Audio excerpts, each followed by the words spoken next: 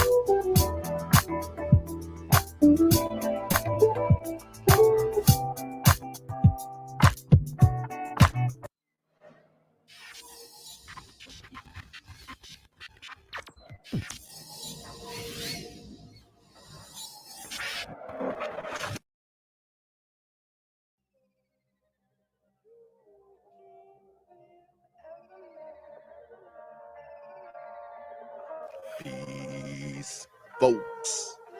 This is X from TPOT Media. Open your mind and wake your black ass up. You know what time it is. Hit that damn like button as you make your way in the door. Grab a seat, settle in, get ready. It's the Grown Man Hour with your host, my man, Bernard Riley.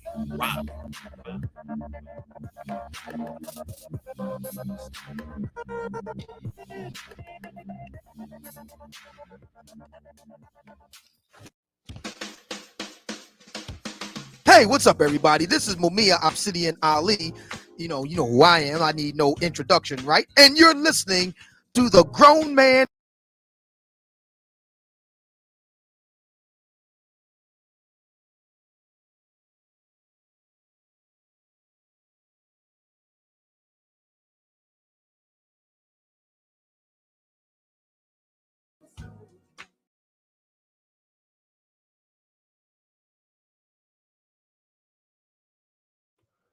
Made a few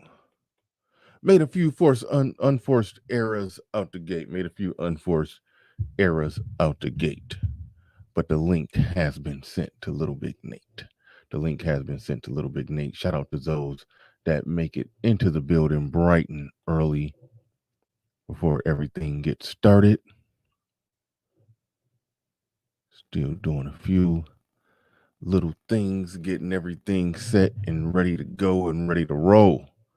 Everything set and ready to go and ready to roll. But without further ado, shout out to those that make it in bright and early and drop a comment before the show even gets started. Shout out to Stoic One, came right in the building with the first comment, says peace BR and chat.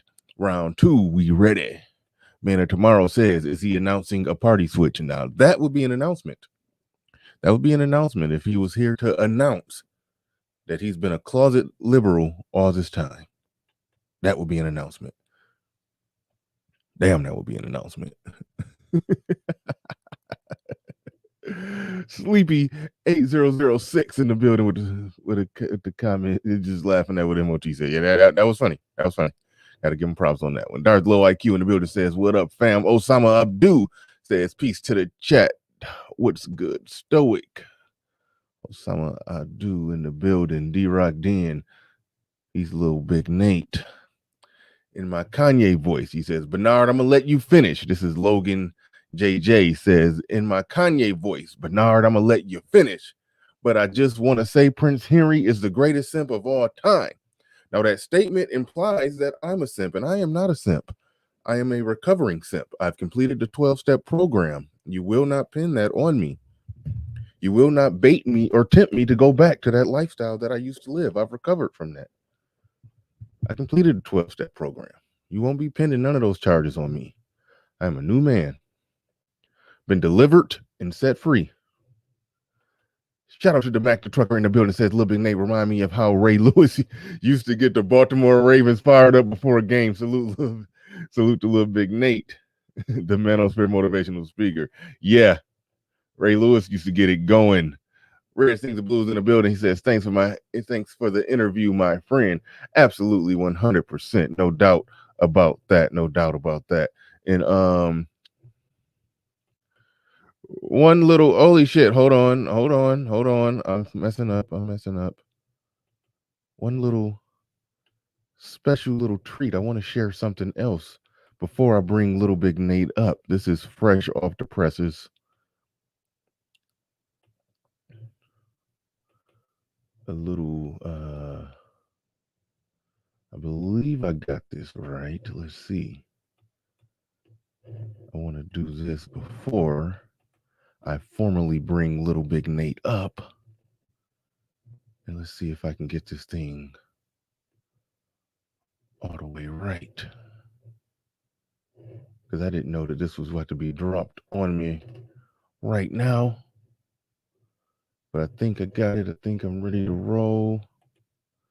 And this is going to get it started off just right. Hopefully I can hear everything.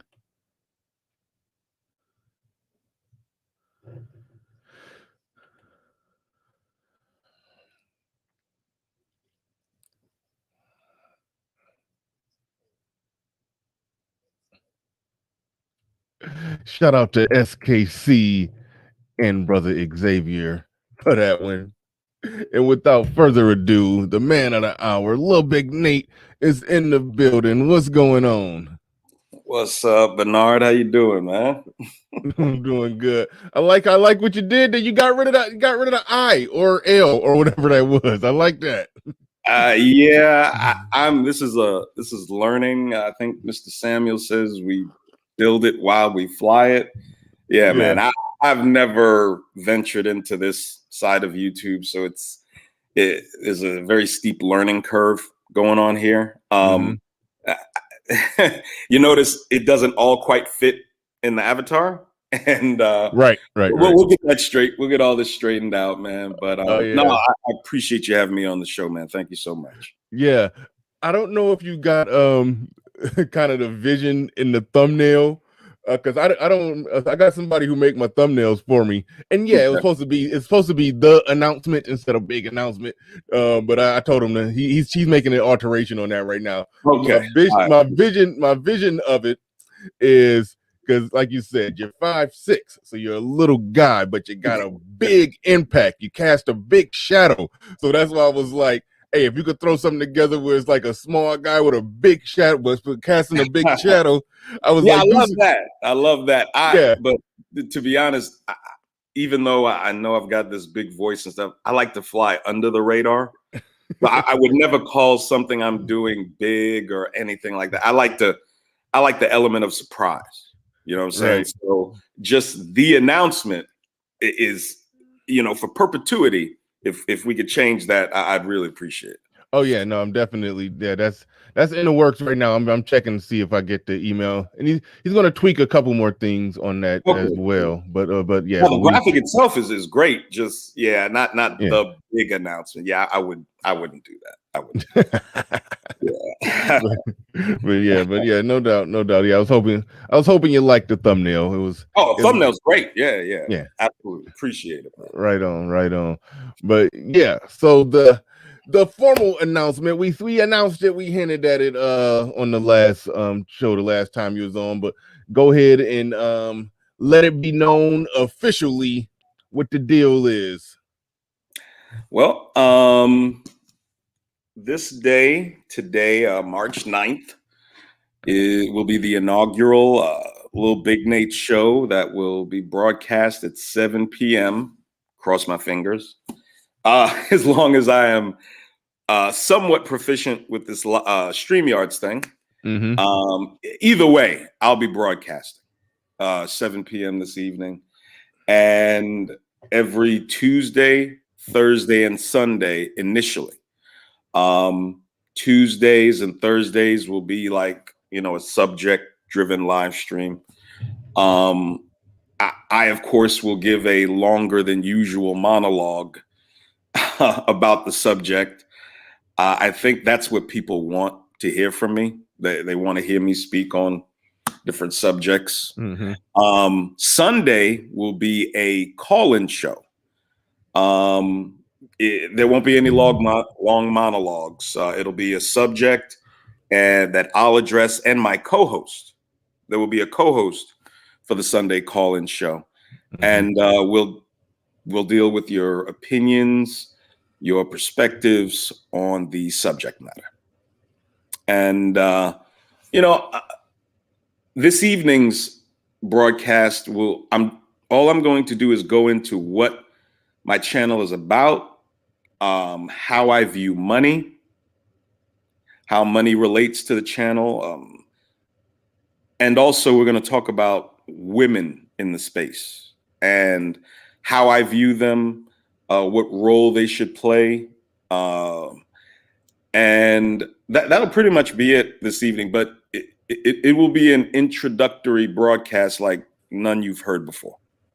I'll just put it like that.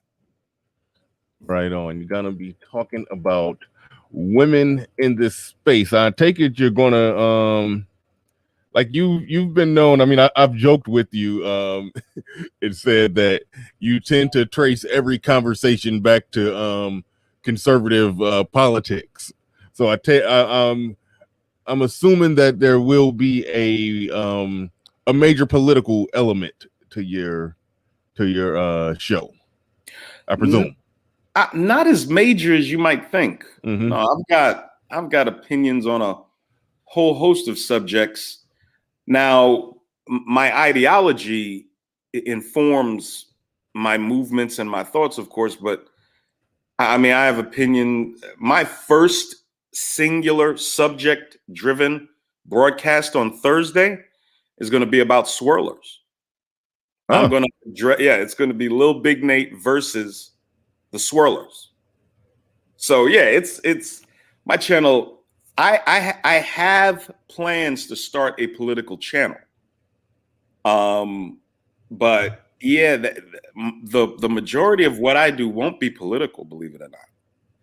It won't. Now I'll always draw back to my belief system, of course, but it won't be political. Well, there'll be elements of politics in it, but it won't be the majority political. Maybe 25% of the time. Yeah, well, that was the next thing I was going to say. How much of it do you think bleeds over when we're talking about women and we're talking about the social dynamics between black men, black women, or the social contract between men and women in America? It's hard to talk about that without getting into the politics, because when the culture started changing, the politics started changing. The change in the culture was triggered by the politics. Oh, see, I always looked at it as the other way around. But go ahead and elaborate on that. No, and let me support my premise. Mm-hmm. Black people love to say, I hear this all the time in the space. Well, Black people had an 80% marriage rate, up to the 1960s. But what they leave out is that Black people were Republicans when we had an 80% marriage rate. That they conveniently always leave that out. So 1964, we, LBJ, Kennedy's assassinated. Kennedy starts the civil rights legislation process. LBJ, who was vehemently against it, while I believe a congressman in Texas, he adopts it. He sees the benefit of it. And 94% of Black people voted Democrat in 1964. And it's been that way for the most part ever since. There was a slight blip. Nixon, I believe, got 20%, I think 20% of the vote. But for the most part, we've been voting Democrat, solidly Democrat. And it's Democrat, leftist, and feminist ideology that has been informing the Black culture for the last 60 years. You can't even name anything else that's had a greater sphere of influence over Black people's behavior. It is completely focused from leftist and Democrat politics. You cannot separate the two. Okay. What I don't understand is how you have men in this space making thousands of hours of content about how bad the Black woman is, how errant her behavior is, but then you vote for the very institutions that subsidize, promote, and put the ideas in her head that she doesn't need a man, that she can raise her children by herself. The level of contradictory hypocrisy on behalf of these men is mind-blowing. How do you attack these women for what they've become? And I'll agree, it's terrible. The majority of Black women are completely incompatible with competent, productive, family-oriented Black men. They just are. How did they get that way? How did they get that way? No other woman votes 90 to 95% Democrat. No other woman in this country. White women don't do that. Asian, Hispanic, none of them do that. There's more of a parity. It's somewhat equal on both sides. Yeah. And that's why you can, go ahead, I'm sorry. Oh, no, I was just agreeing with you that, yeah, with other races, it's parity. It's broken up. How you would more or less expect people to have their own mind, and some go that way and some go the other way. Nobody goes that hard in one direction. Nobody. Black women. Thank Black men. Black men, exactly. Black men go in that direction. How you call these women strags and then vote like the strag, sir? If you vote like the strag, you're a strag. Okay? That's plain and simple. I'm not saying every single Black man that votes Democrat is that. Right. But these gentlemen who want to extol the virtues of Luciferian leftism, put your boys in dresses, boys can be princesses too. This is Democrat culture. I have heard Black men get on panels. 1 minute they're attacking liberalism and feminism. The next minute they're talking about how we need to vote Biden-Harris. The contradictions coming out of grown men's mouths blow my mind. How dare you say anything about Black women? Aaron Fountain doesn't see a problem with Black women's behavior. So he should be voting Democrat. It makes perfect sense. It's called moral consistency. He is a morally consistent man, and I applaud him. Okay? You are a hypocrite and you are contradictory. If you get on these panels talking about how terrible Black women are, then advocate for voting for the very institutions that turn them into that. You are ridiculous. You make no sense. But in all honesty, politics is just a small part of what I'll be doing, man. I have opinions on a whole host of things.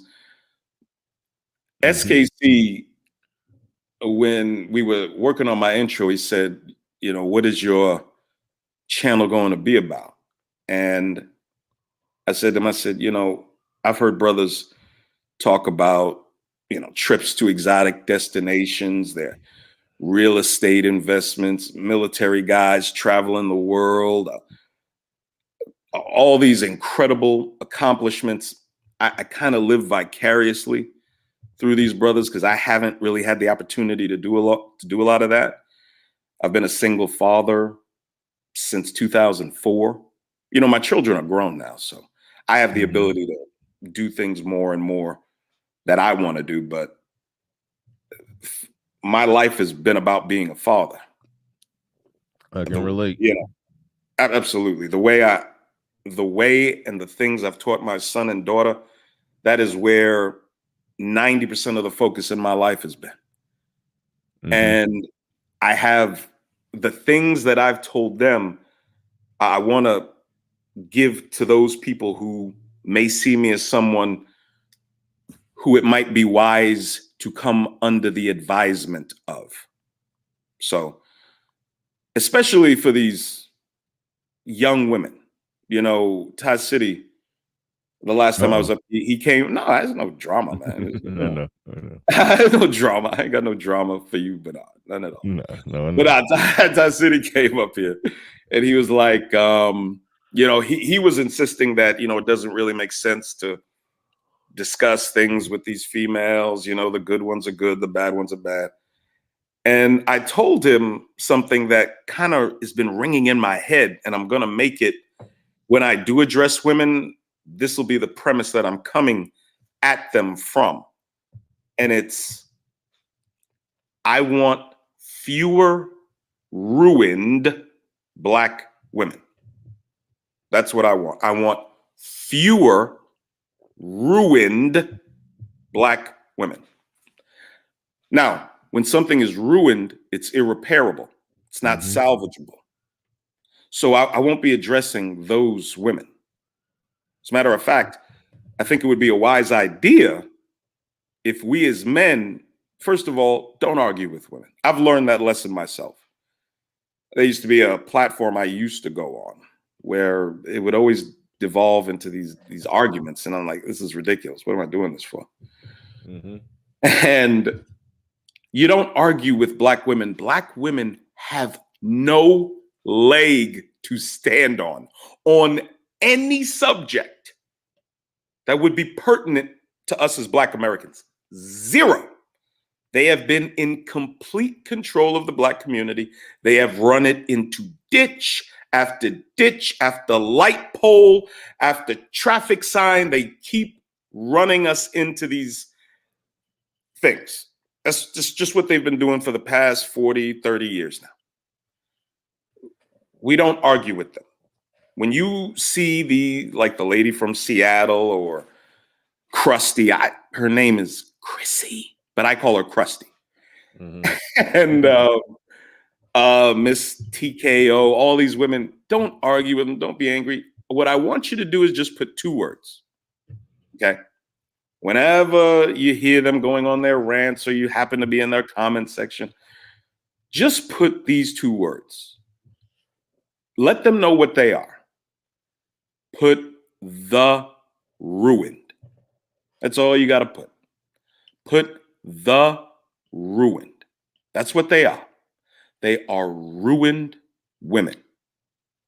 Largely by their own hands, largely by their own terrible decision making. They are the ruined. That's what they are. Don't argue with them. There's no need to go back and forth. In this gender war, you have to ask these women, what are you fighting for? That's a good point. That's a good point. Because when people go ahead, I'm sorry, sir. No. The reason that's a good point. What are you fighting for? If we're talking about a gender war, we're acknowledging, okay, there's a gender war. What does victory look like for men in the gender war? Okay, I can answer that. Yeah, that I want to. if we define what victory looks like for men in the gender war, it actually will be a win for them and for black children. If there's a black male, black female gender war, and for black women. That's what I said. No, that's what I meant. If a win for black men would winning as most black men would define it, if they're acknowledging there's a gender war. Okay, if there's a war, what does victory look like in this war? If men lay out what they determine to be victory in that gender war, it will be ultimately a victory for black women and black children. If they lay out what they consider to be a victory, nobody wins. So they don't win. Nobody wins. Nobody. Let's define what you would consider victory in a gender war, and then let's try to examine what would they consider to be victory in this. Well, I got answers for both of you. Okay, so let's start with the. You want to start with us, or you want to start with them? Let's start with the women. Okay, how do you suppose they define victory in a gender war? Simple. Victory for black women. Real quick. Hold on. I don't want to get behind on my super chat. So someone up doing the building says, shout out to LilBigNate. Shout out. Absolutely. Salute to the start of greatness. We got Jesseville the third in the building says BGS Immore makes a strong case with strong sources that ADOS has been predominantly matriarchal since slavery, despite having high marriage rates. Patriarchal ADOS has always been 20% or less. I don't know exactly what you mean. I think I know what you mean when you say 20% or less, because I always say patriarchy is case by case. Like I could say, yeah, my house is patriarchal. LilBigNate could say his house is patriarchal, and let's just say we live in the same neighborhood. But if the household of the 8 houses next door are matriarchal, then okay, then so do we live in a matriarchal community then?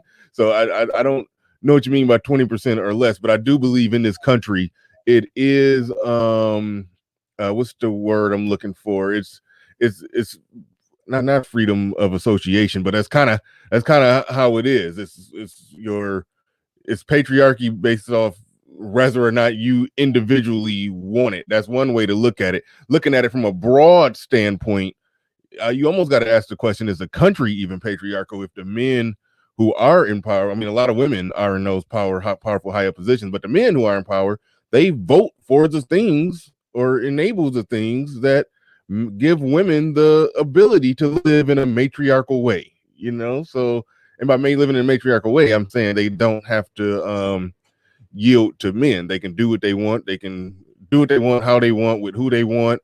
And if they have the ability to take care of themselves, they can take care of their own decisions or own bad decisions. And if in the event that they can't do that, then there's every safety net to take care of them after their bad decisions. So we're politically making laws in a way to where it pacifies and ultimately engineers matriarchy. But when you say it's 20% or less, that implies that the individual can choose in his own household. As for me and my house, they can choose whether or not they're patriarchal or living in a matriarchal type of way or not. So I think I get what you're saying with the 20% thing. Thank you for that super chat. Appreciate that. And also Demac the Trucker, as well as Red Sings the Blues. I did a one-on-one interview over on Red Sings the Blues channel. Make sure you go check that out as well. Shout out to him once again. Shout out to Red Sing the Blues. Make sure you go check that out. He did an interview with Cut to the Chase sometime after he did the interview with me as well. So he's doing big things over there. He's trying to get it going, trying to get it growing. He hit 1,000 subs fairly recently, if I'm not mistaken. So make sure y'all go over there and support that brother as well. We were in the middle of asking an important question. How would black men define victory in a gender war versus how would black women define victory in the gender war? You were starting with the women first. How would they define victory in the gender war? Well, it's simple. Black women want freedom. Mm-hmm. Kind of like William Wallace at the end of Braveheart. He screams out freedom. Yeah. They want freedom, right, ladies? That's what you want. You want the freedom to be promiscuous. You want the freedom to be clinically and morbidly obese. You want the freedom to raise your children with as much neglect as you choose. You want the freedom to control the purse strings, the political strings, and everything else in the Black community. But then when it ultimately fails and is disastrous, you want to be able to point at Black men as the reason why. You want to be able to do all these things, but the freedom you want more than any other is the freedom from criticism. That's what this whole gender war is about. Shutting down debate, stifling Black men's or any other groups of people's ability to criticize their behavior. I've been in the manosphere for approximately 3 years, right? And I started off just surveying the scene, observing how people move, what they say. And there was a couple of things I would type in the chats of Obsidian's streams and O'Shea's streams. I would constantly type that Black women are perpetual and professional victims. That's what they are. The whole country walks around on eggshells around Black women. We see what happens when women take control over a society. This is why I don't understand why Black men vote Democrat. It's completely counterintuitive. It literally makes no sense. You are voting to support Black women being in charge of the community. You are following lockstep behind Black women and the things that they're accomplishing, for lack of a better term, in the Black community. You know, the accomplishment of now 78% of Black children being born out of wedlock. You know, that accomplishment. The accomplishment they've achieved of taking the place of Black men who 30 years ago had the absolute worst image of any people in this country. Black men 30 years ago, due to the crack epidemic, the gang culture that rose out of the crack epidemic and out of gangster rap music, all these, you know, a trifecta of just horrible things that happened to Black men, and we paid a price. How many times did you hear on Donahue or on Oprah or on Sally Jesse Raphael, there are more Black men in prison than in college? How many times did you hear that growing up? I mean, anytime the subject matter was Black men, that was one of the things they threw at us. Now that's no longer true. Black men and our rise in our image has a direct correlation with the precipitous drop in crime in the last 30 years. Crime is down significantly. Murders, thefts, robbery, all these crimes are down significantly in the last 30 to 40 years. And that's largely because Black men haven't been participating in these behaviors at the level they did prior. Black men's image has improved drastically. You've all heard the stats, 64% of us are in the middle class. This evening, I'll be showing you a stat from a group called the Family Research Council. Their research says that 1/3 of Black men are in the upper middle class. Upper middle class. That's what they say. Yeah, now, I gotta check that that's one what out. they say. Now, I'll be honest. I haven't really researched the methodology they used, but Right. this is their stating this, not me. Black. I think that would matter on. They would only have to be talking about percentage of employed Black men, and it would matter on where they place upper middle class. Like the number, sure. What the amount of money is. Gotcha. Yeah, and he had to be single, no kids, and a bunch of other factors too. I mean, because once you know, if you're married and you got kids, then what defines Yeah, that? expensive.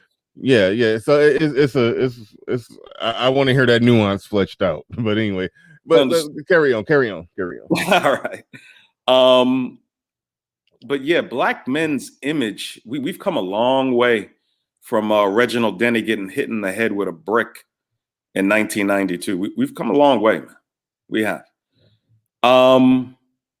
But someone has taken our place in the bad image arena. And those people are black women.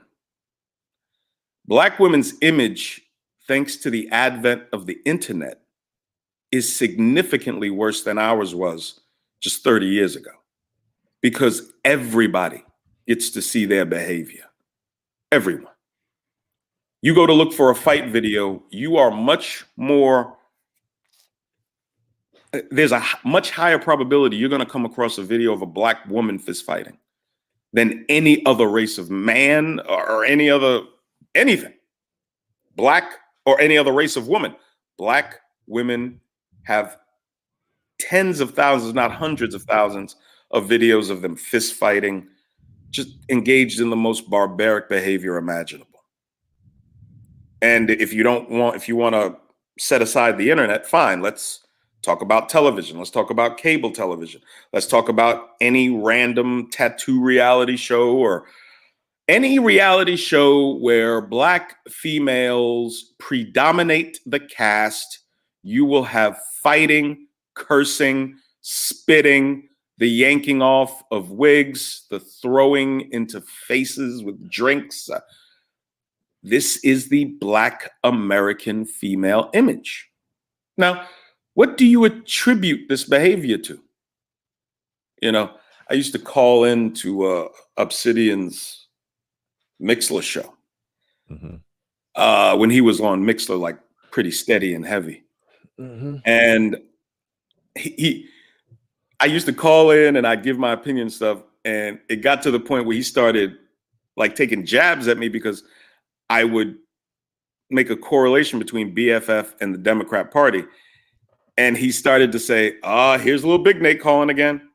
LilBigNate's going to tell us how much he hates the Democrats. I'm like, yeah, that's what I'm going to do, because I can't believe I'm the first black man in this space to make this connection. I really can't. And what it speaks to is our level of allegiance to the Luciferian left. We have become blind to the damage that they have caused to us. They have, in no uncertain words, told black women that they do not need men in their lives. We constantly talk about the fact that they say, I don't need no man, I ain't listening to no man. Where did they get that from? How come you've never considered that? Oh man, they got it from the feminists. Okay. Feminism is a pillar that undergirds the Democrat Party platform. Feminism is one of the pillars, one of the legs of the stool. Homosexuality and trans, all alternative lifestyle folks, is another one of their pillars. Immigrant, both illegal and legal, another one of their pillars.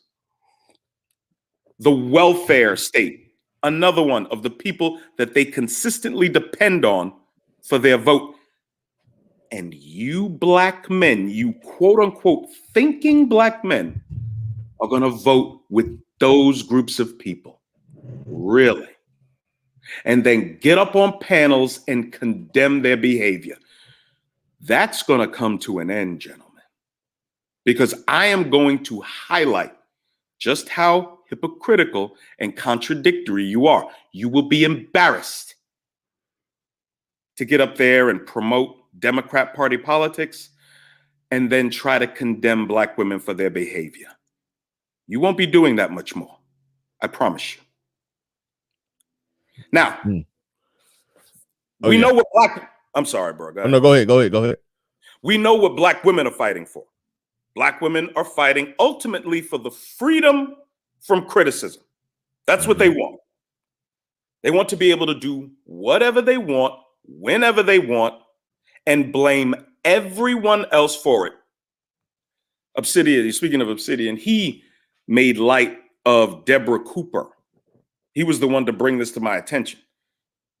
Her being on the OWN network, she is over 300 pounds, which is par for the course when you're talking about Black American women. Let's be honest. 300 pounds, and this PhD, this owner of a doctorate, got on the Oprah Winfrey Network and blamed white racism for why she is over 300 pounds. Oh, that was that real quick. That was Brittany Cooper. I said Deborah Cooper. Yeah, I said Deborah. I'm sorry, Brittany Cooper. My apologies. Yep. My apologies. Yep, no problem. Hold on, real quick, since we got a slight little break.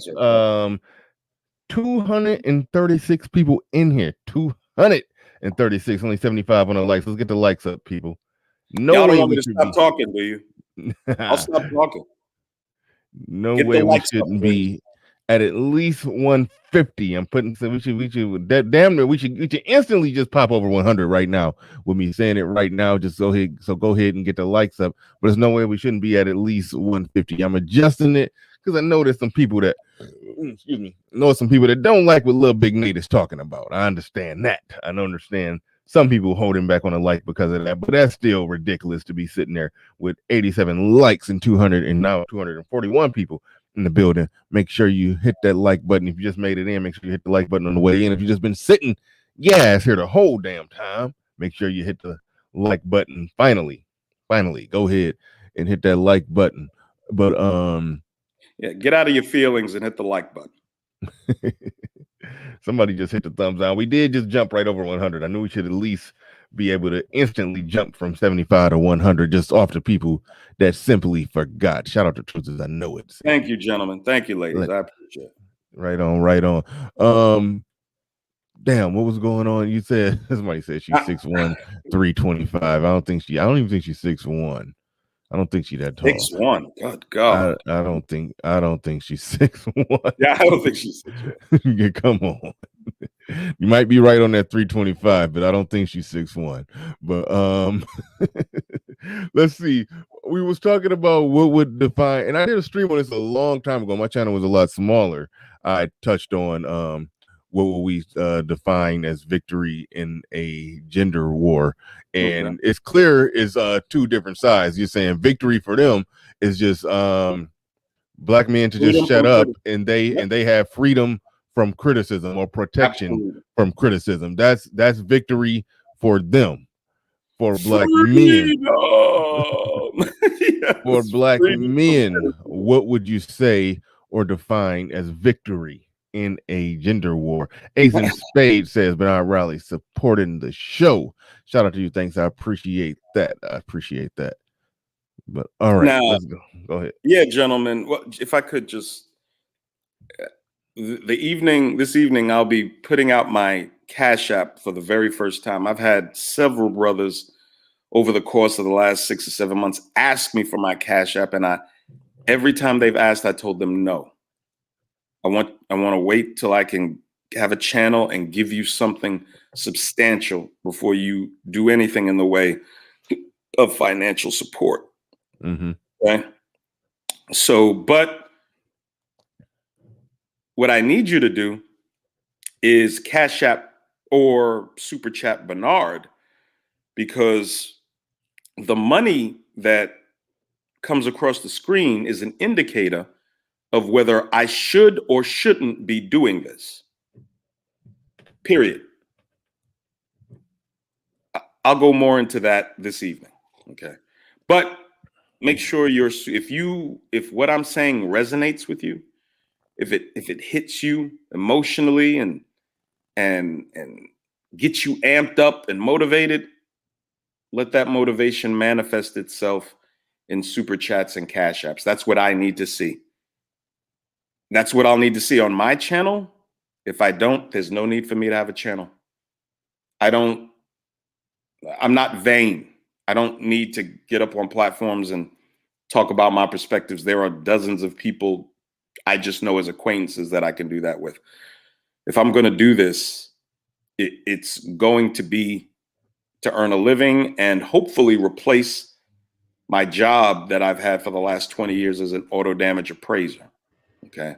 So I need you to Cash App and Super Chat. That's going to help me know if what I'm doing makes sense. Now, Black men, what are we fighting for in this gender war? Well, we're fighting for the ability to speak our minds unhindered. Obsidian yesterday did a show on these two gentlemen in YouTube, pretty popular, two Black men, who gave this milquetoast, half-hearted support of red pill ideology.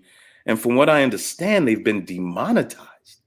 That part I was shocked about. I didn't think what they said was as milquetoast as you and Obsidian did. I just thought that they were just saying, hey, you know, this is a red pill manosphere space out there, and I get it, but so that's why it shocked me, because like they got demonetized like as if they did go hard. They went light and just said, but see, Bernard, that's the point. You're gonna get your head lopped off either way. Stand for something. Yeah, I guess you're gonna get. Go ahead. I'm sorry. No, well, I'm just saying that they're so, I guess because they're so damn big, they weren't supposed to even go slightly outside the lines. I guess and not. That because there's plenty of people saying 10 times worse, but they got smaller channels. So that it blew me away that that they got demonetized. But go ahead, you got it. Go ahead. Yeah, man. Fighting for the freedom just to voice our opinion, fighting for the freedom to try to have some course correction with this Black woman, the freedom to be heads of our households, the freedom to vote the way we choose to vote without coming under attack, without octogenarians with James Brown wigs telling us we're no longer invited to the barbecue. Are you fucking kidding me?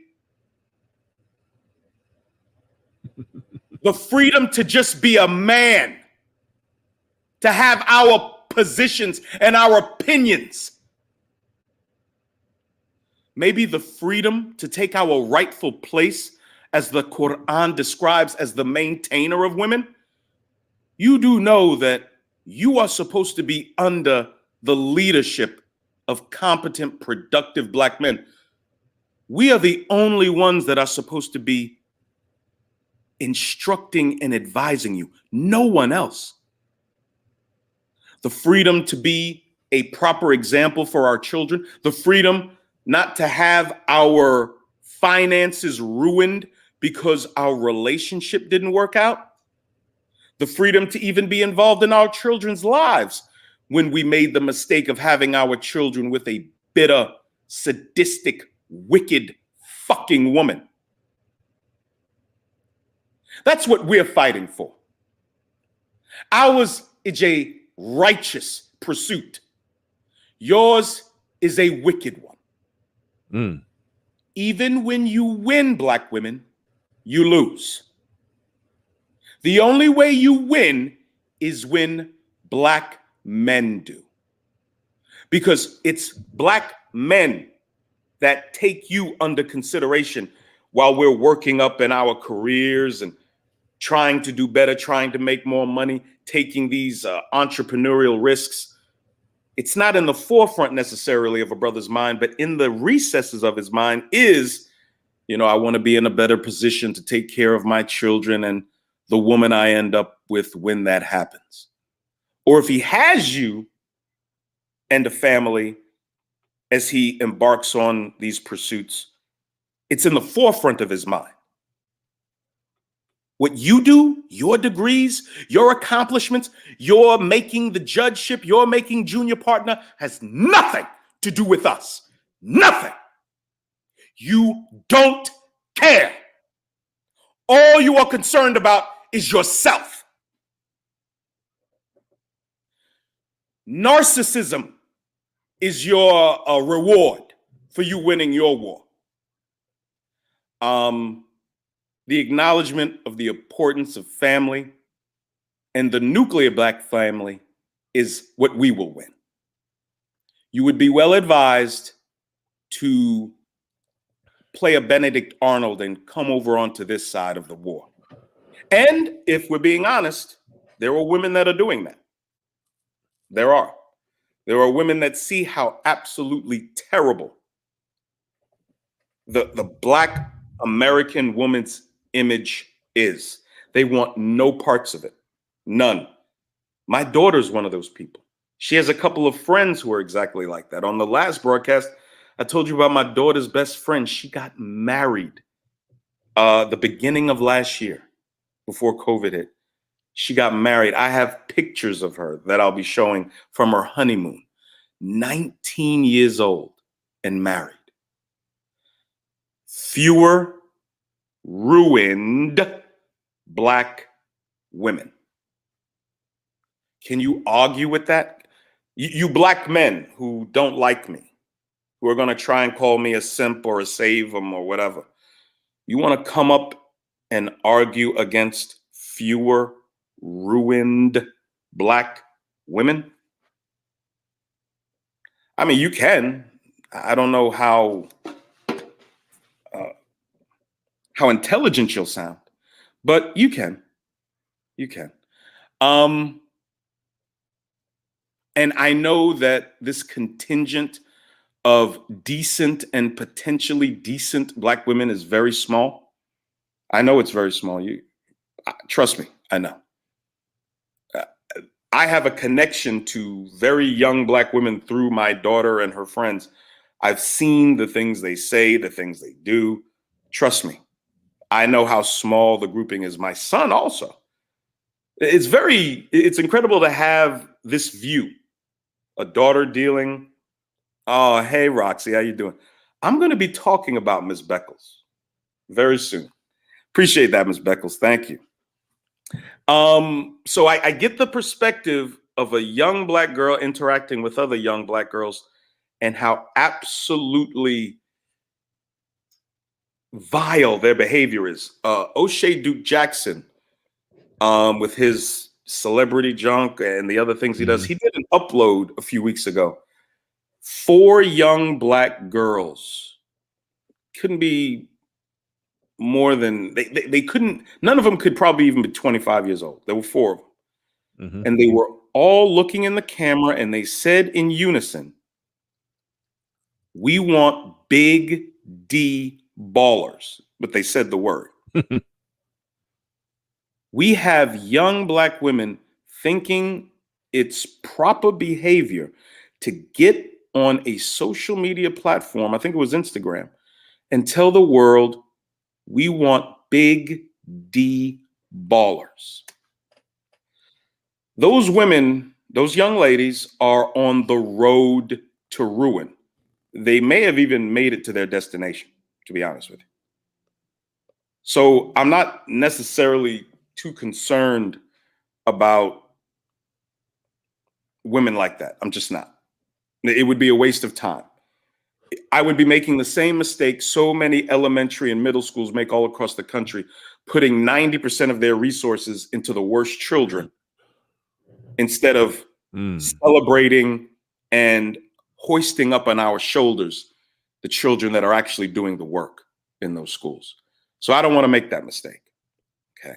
My efforts are to those who haven't yet be chosen a path, and those that are on the road to ruin, they just haven't advanced that far down the road yet. There's still time for them to apply the brakes and course correct about 180 degrees and head in the opposite direction. And I'm sorry if I care. I'm sorry if that makes me a simp, makes me a Captain Save 'em. You can call me whatever you want. I've been called much worse by much better people. Understand that. And even they couldn't stop the effect of what I say. Okay. So having a daughter, like I said, I don't know where I said it, but I said either Edward Anderson or Ramila Mir said, hey, man, you got a daughter, you're compromised. And I said, yeah, maybe I am. Maybe I am. Maybe I am compromised. And I'm fine with that. I actually want to see fewer ruined Black women.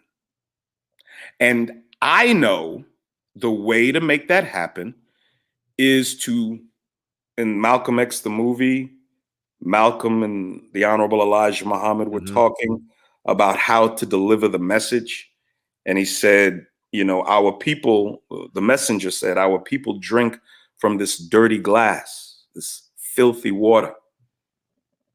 And they drink it because they don't know any other type of water to drink. What I want you to do is put next to that filthy glass of water a clean glass, and then let them choose. And that's what I plan on doing. I'm not going to tell you what to do. I don't tell grown men what to do, and I don't really tell grown women what to do. I advise them what they should do. But I don't have the ability to make you do anything. But my oratory will make you listen to me. And then you can choose what you do with the information. Right on. Good stuff. Roxy Beckles, appreciate the super chat. She says, I am so eagerly awaiting your channel, LilBigNate. You are a necessary figure in this space. Gems and knowledge are about to hit this space like a juggernaut. Thank you for that super chat. I agree. My man Clue came through. I rhymed right there. My man Clue came through right there. He says, today is...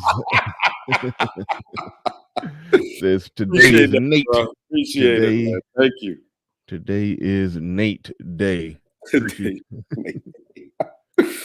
Appreciate that super chat. Appreciate that super chat. Okay, one thing I do want to get into, because somebody sent me an email that he wanted me to address something on the show, and I said I'll just save that for when LilBigNate is here.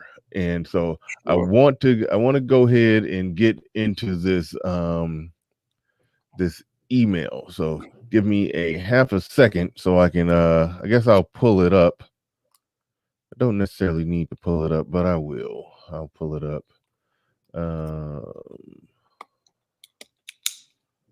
Let's see right there. Probably blowing it up a little bit might help something.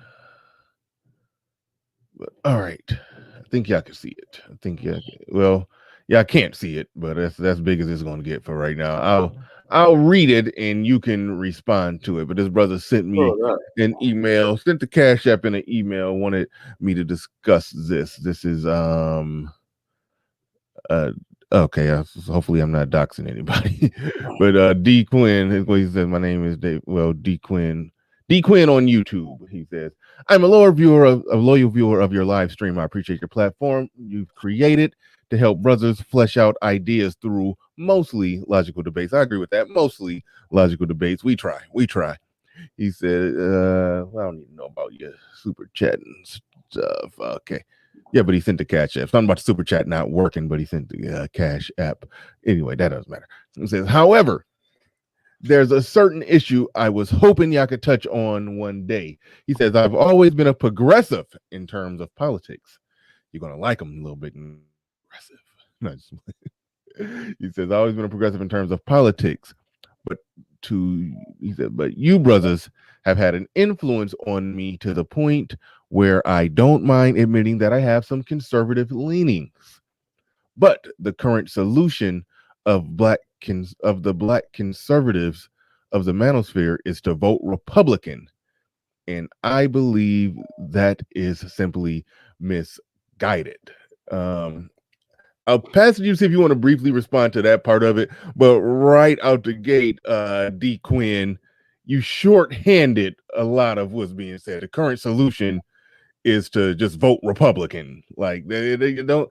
It seems like he's shorthanding it out the gate with that one. I've never even heard anybody say that in this space. Well, no, I've heard Vote people. Republican is our solution to our problems. Yeah, there you go. There you go. It was that wording of it that reeked of straw man right there. Yeah, exactly.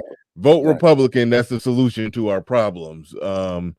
You voting Republican is something that may or may not be a good idea. I think black men are better served voting that way than voting for the Democratic Party, especially if you're a part of the manosphere and you talk about all the everything that's going wrong between black men and black women in this space, and it's hard to not trace it back to like you laid out earlier, trace it back to the Democratic Party, or at least regardless of how much you want to blame the Democratic Party, you can't tell the story of where the black community went wrong without the Democratic Party. You can't tell that story without them. So black men wanting something different, going the other way, that is a good thing. Now, but nobody is arguing vote Republican solves the problem. End of. It's bigger than that. But I don't know if you want to elaborate on that. I kind of rambled on If you could go a little further, because okay. I read it, and there's a point I want to come in on. If you'll just go a little further. Okay, yeah. I just wanted to touch on that because I'm very precise. Yeah, I'm very precise about people. If you're gonna attack an idea, try to attack the strongest version, the steel man of the idea, not the shorthand chat room, just vote Republican version of it. But anyway, Bucket 88 in the building with a super chat. He says, appreciate you, LilBigNate. Keep up the good work, Bernard. Absolutely. I will certainly try. Thank you, sir. Appreciate the super chat. Okay, getting back to the email. He says, he says, believe that's misguided to simply vote Republican because you think it would change the problems. But then he goes on to say, my stance has always been that the Republican politicians don't do anything to support black people in mass. Just interrupt whenever you're ready. Yes, that's where I want to come in. Okay. That's where I want to come in. All right. This is the problem.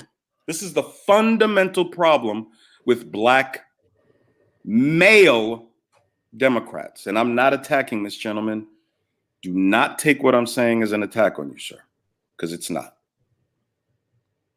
For 60 years now, we have been fed a steady diet of dependency.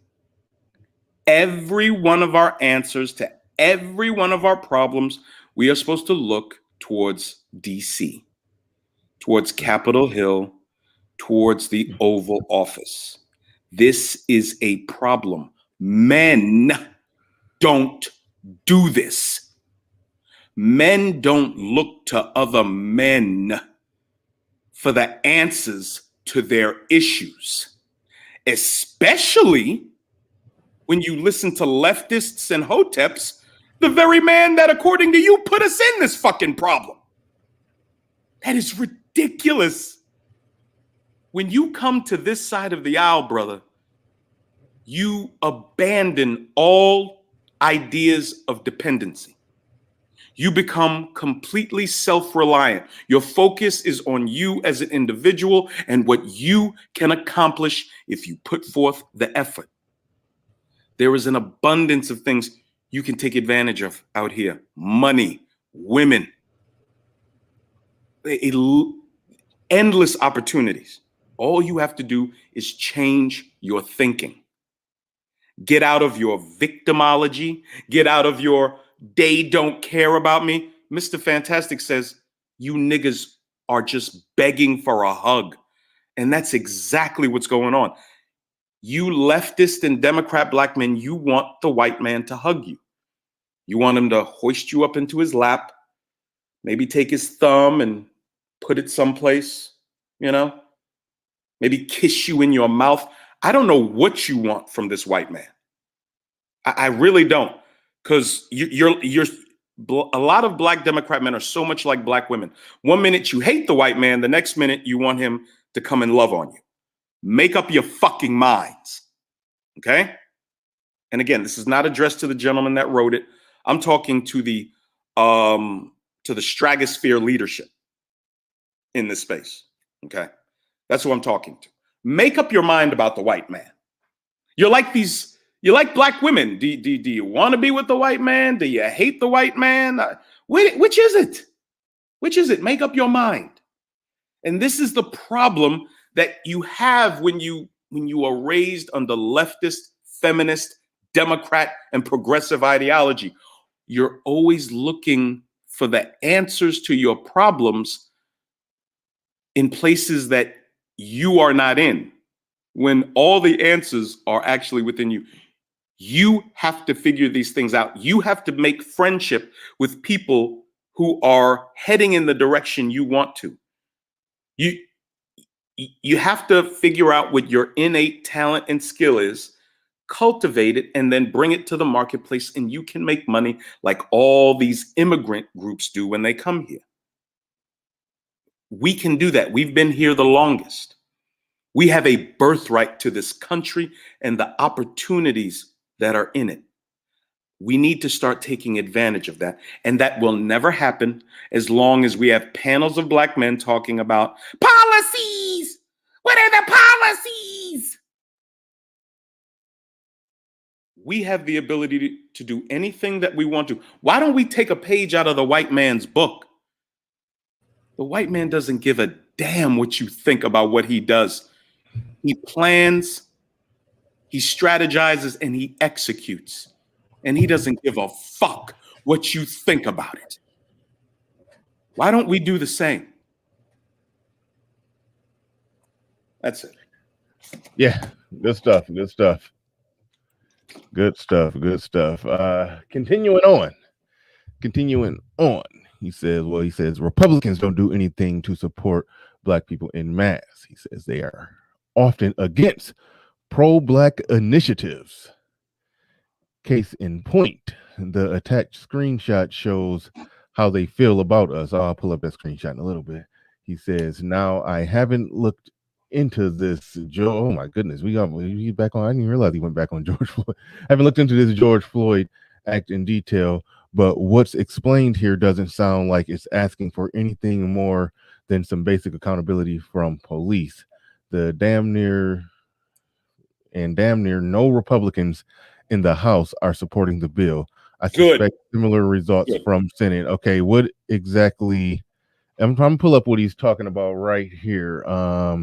Look like he pulled up. Y'all can't see it. I can see it. It looks like he pulled up something that has something to do with George Floyd. It says George Floyd Justice and Policing Act passed in the House with a 220 to 212 vote late on Wednesday night, mostly along the party lines. California Republican Karen Bass. Okay, I'm not going to read this. Not going to read this whole thing. But apparently, it's saying Republicans voted against it, Democrats voted for it, and you say good. Why do you say good? So, to add insult to injury, the injury is black people coming to the defense of a man who had 4 controlled substances in his system at the time he died, a black man that had children he had never seen, a black man routinely engaged in criminal behavior, including the putting of a gun to a pregnant woman's belly and robbing her. He was convicted of that crime in 2009, committed it in 2007.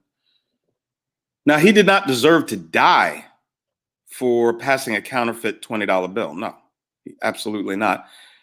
He did not deserve to die, but I'm not going to plant my flag in a man situation with a man like that. I'm just not going to do it. I don't care about George Floyd and how he died. It does not matter to me. The reason it doesn't matter to me is because look at how the man lived his life. Again, he didn't deserve to die for passing a counterfeit $20 bill, but some type of asphyxiation would have been the most beautiful way he could die if he would have put a gun to my pregnant ex-wife's stomach. If I would have been able to get a hold of him, the way he died would have been so much worse.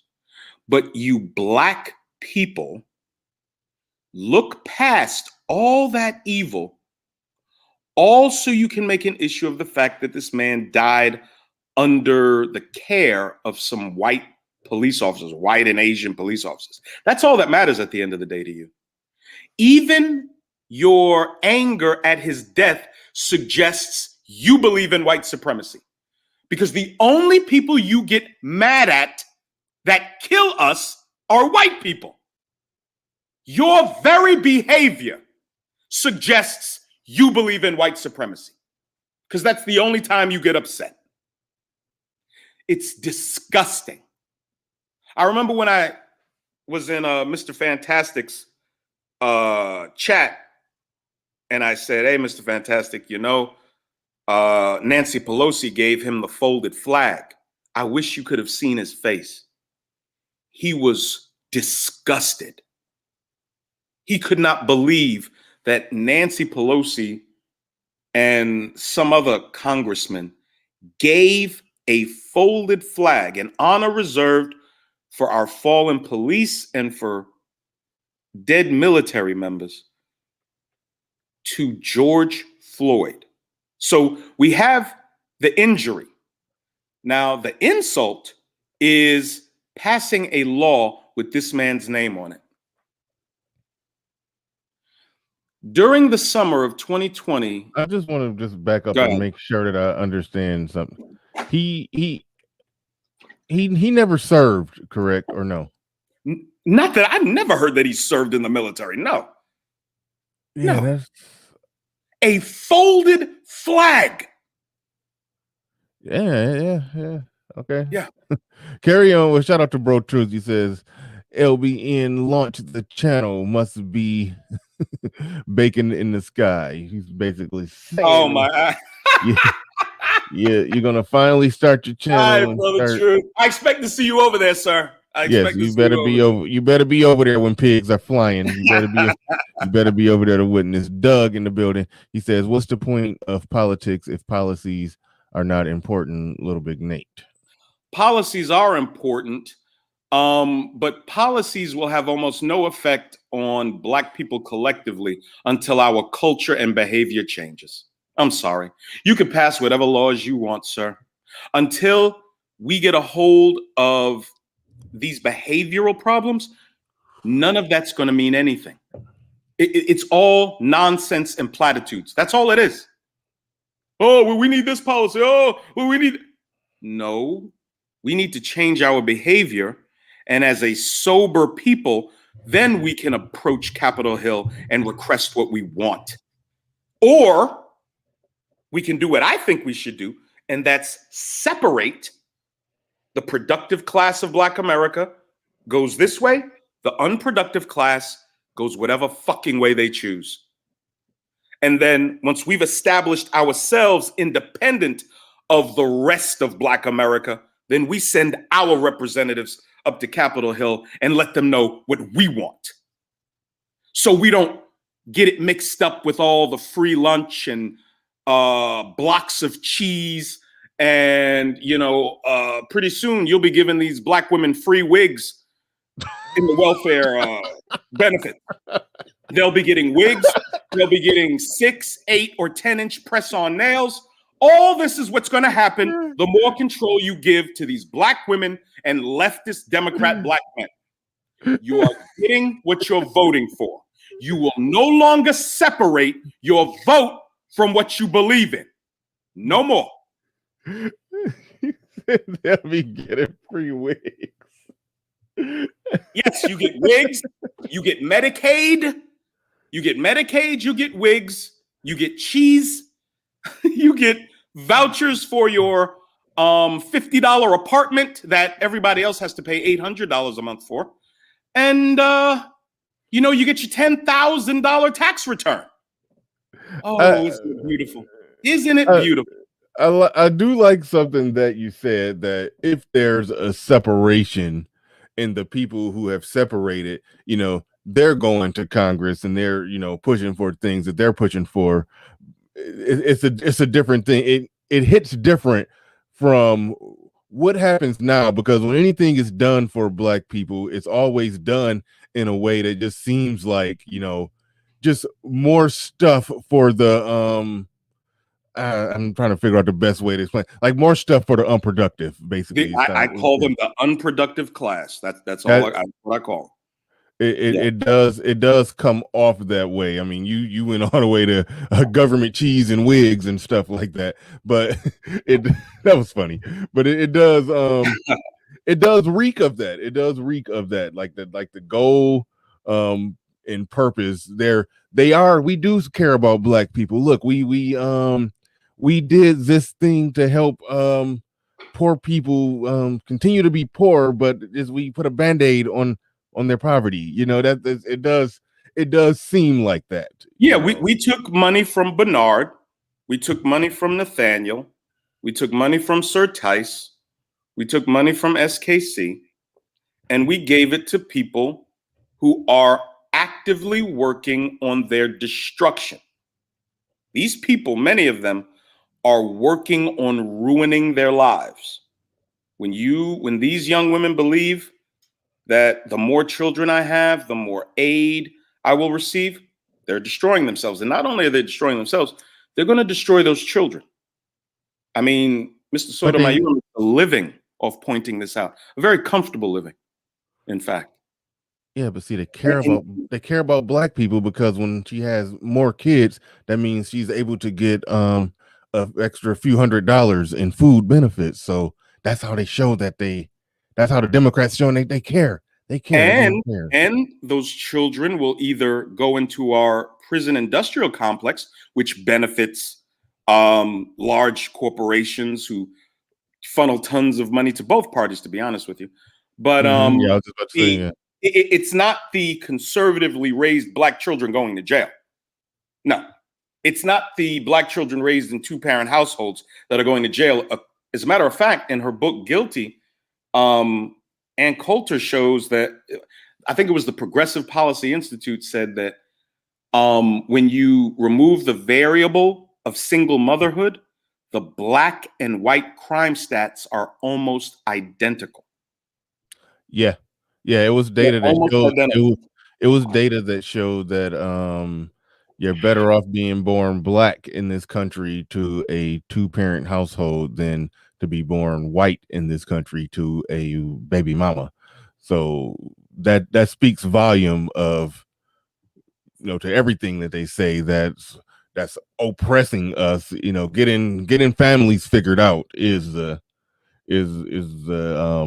primary thing that I think will help or can help to dig us out of the hole. So that's why, again, it comes back to cultural, because I don't think there's policies. I mean, policies can help with this, like the removal of things. And you talked about that that's last not what time. Black people are talking about, Bernard. Yeah, they talking about We're not talking about the revocation of laws. Absolutely not. Yeah. They want more gumming up of the works. They want more work for litigators and lawyers. That's what they want. They want more bullshit. That's what they want. They want more removal of your rights as a sovereign citizen over your life. It's not a coincidence that Google waited till the election was over to implement their Google moderator. This is all their plans to completely remove your ability to speak your mind, and plenty of you niggas voted for this. This is what you voted for. You were voted for the removal of your Second Amendment rights, your First Amendment rights. Dude, it is just a matter of time. You won't be able to say anything, not just in the chat, but in the actual broad live stream itself. The algorithm will swipe you down. You say something that's not approved by the Ministry of Truth, if you will. Yeah, I don't know that much about what the Google moderator is. I've been hearing about it. I got to read and make sure I understand exactly what's going on there with that. So that's something that I do got to look into. Right Winger says, LilBigNate, keep on spitting that fire, brother. Appreciate you. Right Winger. Salute, bro. Salute, man. That's awesome. We got Black Jerusalem in the building, says LilBigNate. Have to disagree. Men are supposed to be dependent on the creator. That's a different discussion. Dependent on the creator. Y'all, that thought he was trying to say Yahweh, but I be forgetting all of God's various names in the Bible. I don't know exactly what that says, but because he is the one who put our people in this situation. Whole nother discussion, brother. No, I respect being dependent on God. I don't know if that's what he was saying, but no, I respect the idea that we need to be dependent on the Creator. But that's the only person we should be dependent on. We should not be dependent on the federal government, and especially an entire another race of man for all our answers. But it's the same man that you claim you're at war with. That's what I don't understand. Evie Now says, great discussion, gentlemen. Thank you very much for that super chat, Evie Now. Thank you, everybody who's been super chatting there, coming on in. Bro Truth in the building says, cheese and wigs is the new Bitcoin. Get in now. Man, I don't know. It might be too late to get in on that one. The people who bought in early, living good right now. I don't know. It might be too late to get in on that one. Bitcoin is looking good for those who have some Bitcoin. Bitcoin and Ethereum is moving on the upward swing again. He said, "Is little thick standing on a podium right now." Yeah, that is kind of how I see you too when you're speaking. I can't see you just sitting at a desk speaking the way you're speaking. You got to be sitting at my kitchen counter. That's what I'm doing. You got to be at a podium. Oh man, no. I know it sounds like it. I have an email from my youngest sister from 2009. We had talked on the phone about a week before, and she had promised to send me a link to this thing she told me about. So in the email, she says, yeah, bro, this is the thing I was telling you about. You need to start your own show. And the attachment was to a blog talk radio. I still have the email. I have it saved. So yeah, people have been telling me to start a show, and for like 15 years now, people have been telling me that. And it's finally here. It's finally here. It's finally more than time to get that done. Moving right along with this email, he was talking about the George Floyd thing. Let me get caught up. Get caught up on where he was at. He said, but what's explained here doesn't sound like it's asking for anything more than some basic accountability from the police, and damn near no Republicans in the House are supporting this bill. Suspects similar results from the Senate. Okay. He says, I think we all agree that we need to have our own political movement, a group that specifically defined what Black men value and take our support where it is appreciated. By the way, a shout out to Dr. T. Hassan Johnson.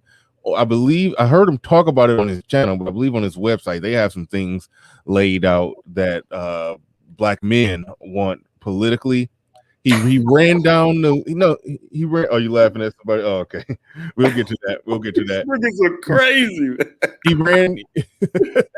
He ran down the list. The first thing on the list that I loved that he says he was talking about some reform of family court, and basically saying a child is born no matter what, it's 50-50 automatic joint custody unless somebody fails to show up or unless there's some hardcore proven dysfunction from one of the parents, and otherwise it should automatically be hands down 50-50 joint custody. Those are so that I gotta read it all myself, but it looks like that was the first thing I saw that was laid out that was very Black male specific and what Black men ideally want. I think he said he had a lot of different Black men give their input on it, and the things that most Black men said, he put that as number one and ranked it, accordingly like that. So I think Dr. T. Hassan Johnson is I believe, I gotta go check it out, but I believe he has a really good Black male agenda written up on his website, I believe. So I will be checking that out, may do some content on that. But he goes on to say, I think we all agree that we need to have our own political movement, a group that specifically defined what Black men value and take our support where it is appreciated. And if the Republican Party is not that, me personally, I don't align to a single party, and I only support particular progressives who have a consistent message that benefits our people. I find to wonder what he means by our people, because when you're talking about benefits our people, normally it's benefiting our women. And going back to what he just posted about George Floyd trying to benefit our people, but those sound, or everything that was in that bill are things that would definitely benefit our criminals. So there's that. I'm talking about benefiting our people, goes back to things that help the people that are doing bad do bad a little more comfortably. That's what a lot of it sounds like when it comes from the Democrat end. It's almost just like a show of, look at us, we care about you, we're patting you on the head, black people. That's just how it feels when people talk about getting help from Democrats. But he goes on to say there aren't many of those, unfortunately. Overall, I just want to challenge us to find a true best path forward when it comes to politics, and blindly voting Republican. Oh, he said blindly voting Republican or Democratic. I can't rock with this notion of that. Most of the people who have voted Republican, most black people who have voted Republican, have thought their way to that position. I blindly voted Democrat all the way up into, even in 2016. I blindly voted Democrat through a lot of deep thinking, soul searching, and some reading. I gradually became moved to a more conservative position, and I was already there. I just needed a little push. I internally was already there. I just needed to do some research to get the necessary push. But so normally when you see black conservatives, they normally were programmed to vote Democrat or blindly vote Democrat, and they thought their way to a conservative position.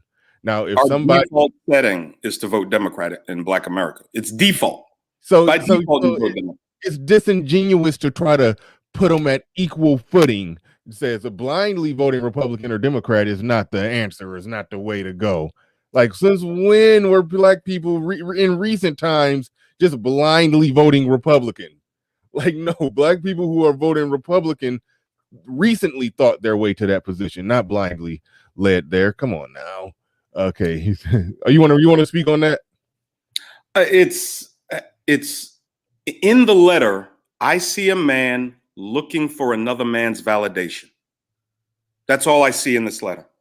I see a black man preoccupied and concerned by the way some other race of man feels about him. This does not compute with me. I don't understand this type of stuff. I just don't understand it. I don't understand needing a hug from another man, where we are appreciated, where we will be loved, where we will be embraced, where I don't understand that thinking. I just don't understand it. I don't understand looking to an entire another race of man for the answers to my issues and my questions. I have the ability to solve my problems, and I would much prefer to be able to tap on the shoulder of another man that looks like me for the answers I don't have. That should be my first inclination. But I can't tap on a man that looks like me, because the man that looks like me is too busy following in the footsteps of black women. And I know they don't have the answers. The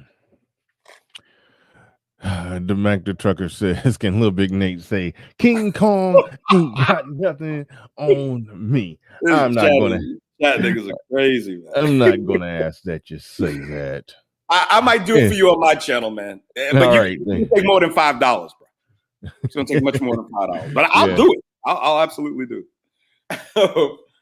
Yeah. One thing I do want to say, because when you keep saying that they're looking for another man, another race of men to solve their problems, like one thing I do want to add to that, or just one modification, is I don't view the government as just some independent group of other men. No, that is our government, and we do fund the government. So it's absolutely. So it's nothing. I don't view it as hold on real quick. I don't view it as looking at another race of men. It's looking to the government, but what are you looking for the government to do? Are you looking for the government to do something that you have the tools and ability to do yourself, or are you just looking for the government to do things to enable the most ineffective members of your race? What are you looking for the government to do? There's nothing wrong with looking to the government to do something, because after all, you fund them, so they work for you. But what are you asking them to do? It's the what, it's the what. That's what I like to say. If I could address this, there is a fundamental problem with the way Black people view their representatives. Mm-hmm. Every other race of people send their representatives to DC to represent their interests. Black people send representatives to DC and then wait for them to tell us what our interests are. That's the fundamental problem. Asians, Latinos, Middle Easterners, they send representatives there to represent their interests. Mr. and Mrs. Congressperson, you're going to go to Capitol Hill. You're going to get this passed for me, this tax break. I want this deregulation done. And then those people are supposed to work on that. Black people have Hollywood almost pick our representatives. And then we sit there with an empty plate, a knife in our right hand, a fork in our left, waiting for them to put food in our table or tell us what we're supposed to be doing. Why are you looking to DC for your answers? No other race of people do that in this country. None of them. We're the only ones that do that because we have our heads filled with leftist Democrat ideology. I'm sorry, folks. And if you can defeat what I'm saying, when this is over, come up and defeat my logic. That's what you have to do.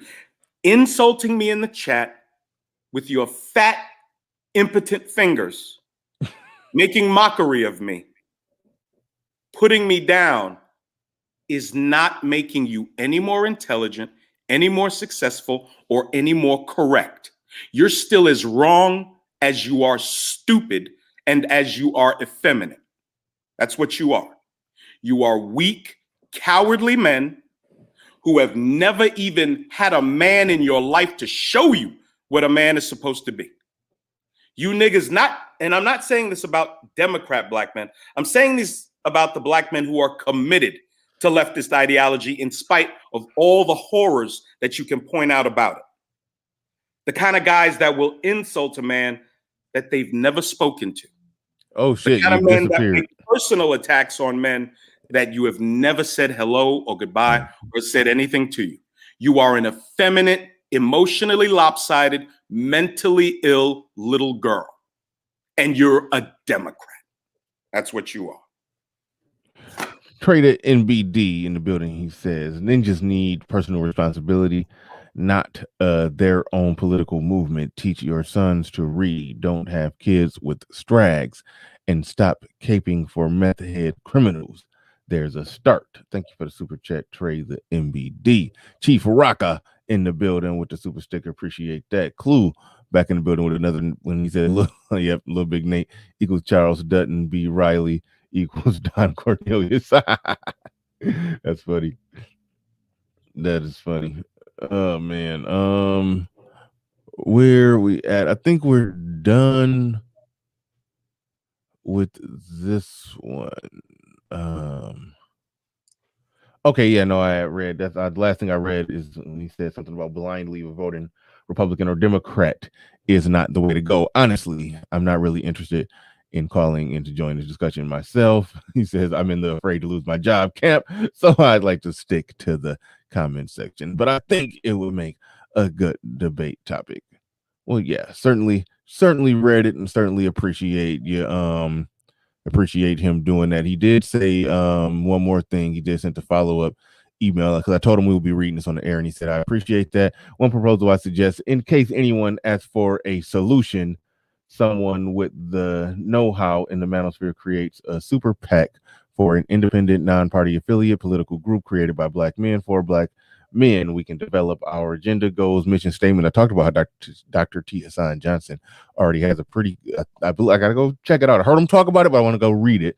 A pretty good, solid Black male agenda written up on his website. He says the primary directives of the group, in my opinion, would be to remove barriers that block black men from pursuing their own ideal futures, whether that be building a family or being productive and single. Okay, hold on. If you talk the barriers of building a family, then that sounds like a lot of I don't know. Sound like you're trying to fight against your liberals on that one, because this is a progressive guy. Progressives are technically liberals, in my opinion, but some would argue otherwise. But anyway, let's carry on. He says we can run ads, promote manosphere, create or promote manosphere creators or talking points to gain support at a faster rate. That's something that we've already been talking about, buying ads and everything like that. That's something that's sort of in the works already, but good stuff there. We can work with lawyers to write legislation to challenge laws that are used to hurt black men. We can work lawyers to defend particular black men whose cases allow for an opportunity to establish rulings for child custody. That's sort of what I think Cardinal Smith did, because he had a unique situation that was something that could set a precedent or change a law. Every situation isn't some precedent changing type of deal, but yeah, they're definitely there for child custody support, or for instance that will begin to learn lean family courts in our favor. We can support local black men that share our beliefs who seek to go into politics. I think that's enough. I believe what Ice Cube is doing is already a step in the right direction. Whether we do it on our own or follow his lead is something each of us would have to decide. D Quinn, thank you for the emails. I appreciate it. Yeah, you said some good stuff, said some interesting stuff, said some stuff that I thought was kind of a little disingenuous on some parts, or just kind of straw man-ish on some parts. But overall, I definitely say a lot of what you said, your heart was in the right place. So I'm not knocking it. Just had some disagreements with some aspects of it, or the setting up, the building blocks of it, the blindly voting Republican thing. Like that was like, come on. but overall, at the end of the day, good stuff. Thank you for that email, and certainly gave me and LilBigNate something to chew on. So we appreciate that. Go ahead. In the chat real quick. I think We Kill Dragons. He said, Nate, you're for freedom of speech, but you're censoring somebody. I don't ever block people, but I blocked this guy. I'm not going to say his name. He doesn't deserve the notoriety. Yesterday, I was in Obsidian's chat, and there's a guy who approached me about doing a debate. I am not familiar with this person. I know nothing about him. I said, look, I'm not familiar with you. I don't know you. So the answer for no is now. Once I become familiar with you, we'll see. I also told him, out of respect to Brother Xavier, I would do a debate there, because as far as I know, that's where the debates take place. Okay. Mm-hmm. This guy didn't know who Brother Xavier was. Okay. And like most leftist, feminine, cock gobbling, pillow biter, black Democrat males, he starts to insult me. It's incredible. I don't know who this is. I've never spoken to him. I've never attacked anyone in this space personally. I attack institutions, I attack ideology, and I'll attack the people that subscribe to that ideology, but I don't attack people by name or personally. You have not one video bit of evidence of me doing that. So the guy starts insulting me in Obsidian's chat, this ridiculous, emotional, reverse psychology shit. Maybe if I insult him, he'll get angry and he'll want to debate me. And I kept telling him, no, I don't know who you are. I'm not going to debate you until I become familiar with you and who you are. So again, he's insulting me. And so I'm like, I just leave him alone. I just block him out, which is what you have to do with leftist, feminine black men. You just have to block them out. They're disgusting people. Yeah. Did you time them out, or did you hide them? No. Well, I don't know. I think I timed him out or put him in timeout or something. Okay, yeah. The guy, said. the guy in question, he came into the chat insulting me. Yeah, see, I didn't know that he did that. Like every conversation I ever had with him, I just recently started seeing him around here. Every conversation that I've had with him, he's been, respectful, and he talked about wanting to debate you because of your conservative views. And I said, I did tell him that, hey, yeah, I'll set up a debate over here if LilBigNate is down with it. I hadn't had a chance to talk to you about it, but I had no idea of a history of him insulting you. I just thought no. There's no history. It's not history, just recent. Okay, just recent. It started yesterday. Okay, The first thing he said was he tried to attack me and say, you didn't respond to my comment in the video, last week's video. There were people who insulted me. There were several people that complimented me. I didn't respond to any of them. Any of them. But of course, being the effeminate leftist loser, he's all in his emotions. That's all these leftist niggas do. They stay in their emotions. I was telling Mr. Fantastic once, I said, you look at Mr. Fantastic's panel, when he has center and center right black men on, it's cordial, it's respectful. Brothers are saying they're acquiescing to other brothers who want to speak. But then you get a Democrat up there and they are screaming and yelling and cursing at everybody. And almost no one can get a word in edgewise. This is how these men act, okay? They curse and scream and yell at people. So, like I said, in Obsidian's chat last night, I just ignored the guy. I just said, forget it. Brothers were like, man, just leave LilBigNate alone. He told you what circumstances under which he would debate you. And so I said, you gentlemen, I said, I hope you folks are happy with Google moderator swiping out your comments. This is a result of voting Democrat. They want to take away your freedom of speech. And this is what blew me away with the nigga. And this is why I'll never debate him. This nigga will get nothing from me. You've lost it.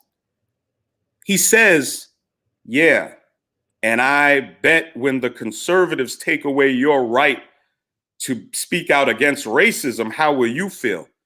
And that wasn't the problem. The nigga blew me 4 kisses. The nigga blew me kisses. You know the smiley face with the puckered lips and the heart? He sent me 4 of those. I'm like, nigga, you're blowing me kisses? No, you're done, J.R. J period, R period, you're done. Go be an effeminate on one of those empty, desolate platforms where the stratosphere come together. You will never get the opportunity to debate me. I have been being disrespected and insulted by leftist niggas. These are personal insults. These are not, well, you're a conservative and you're wrong and you conservatives don't know anything. I ain't got no problem with that. You have every right to your opinion. These niggas make personal attacks against me by name, and I've never attacked any of them personally. Not only have I not attacked these losers, I've never even spoken to them. But my words have them so triggered, so in their feelings, they don't think a black man has the right to express himself. And the ultimate demonstration of that was the gentleman who came up that Saturday that I was talking about black conservatism. I actually talked about several problems I have with the Republican Party, and he came up screaming at the top of his lungs, calling me a motherfucker and screaming at me to get out of the manosphere. This is a perfect example about how these men act. Emotionally unstable, effeminate, and mentally ill. That's it. And you will never get a debate with me. And let me tell you another thing. You niggas that like to insult me personally in the chat, I'm going to put bounties on your head in my chat. So if you've ever seen my niggas that have wrenches can lop your head off, they'll highlight my name, let me know, hey, Nate, I got him. I'll ban them from my channel. And then in the comment section after the stream uploads, lunch is on me.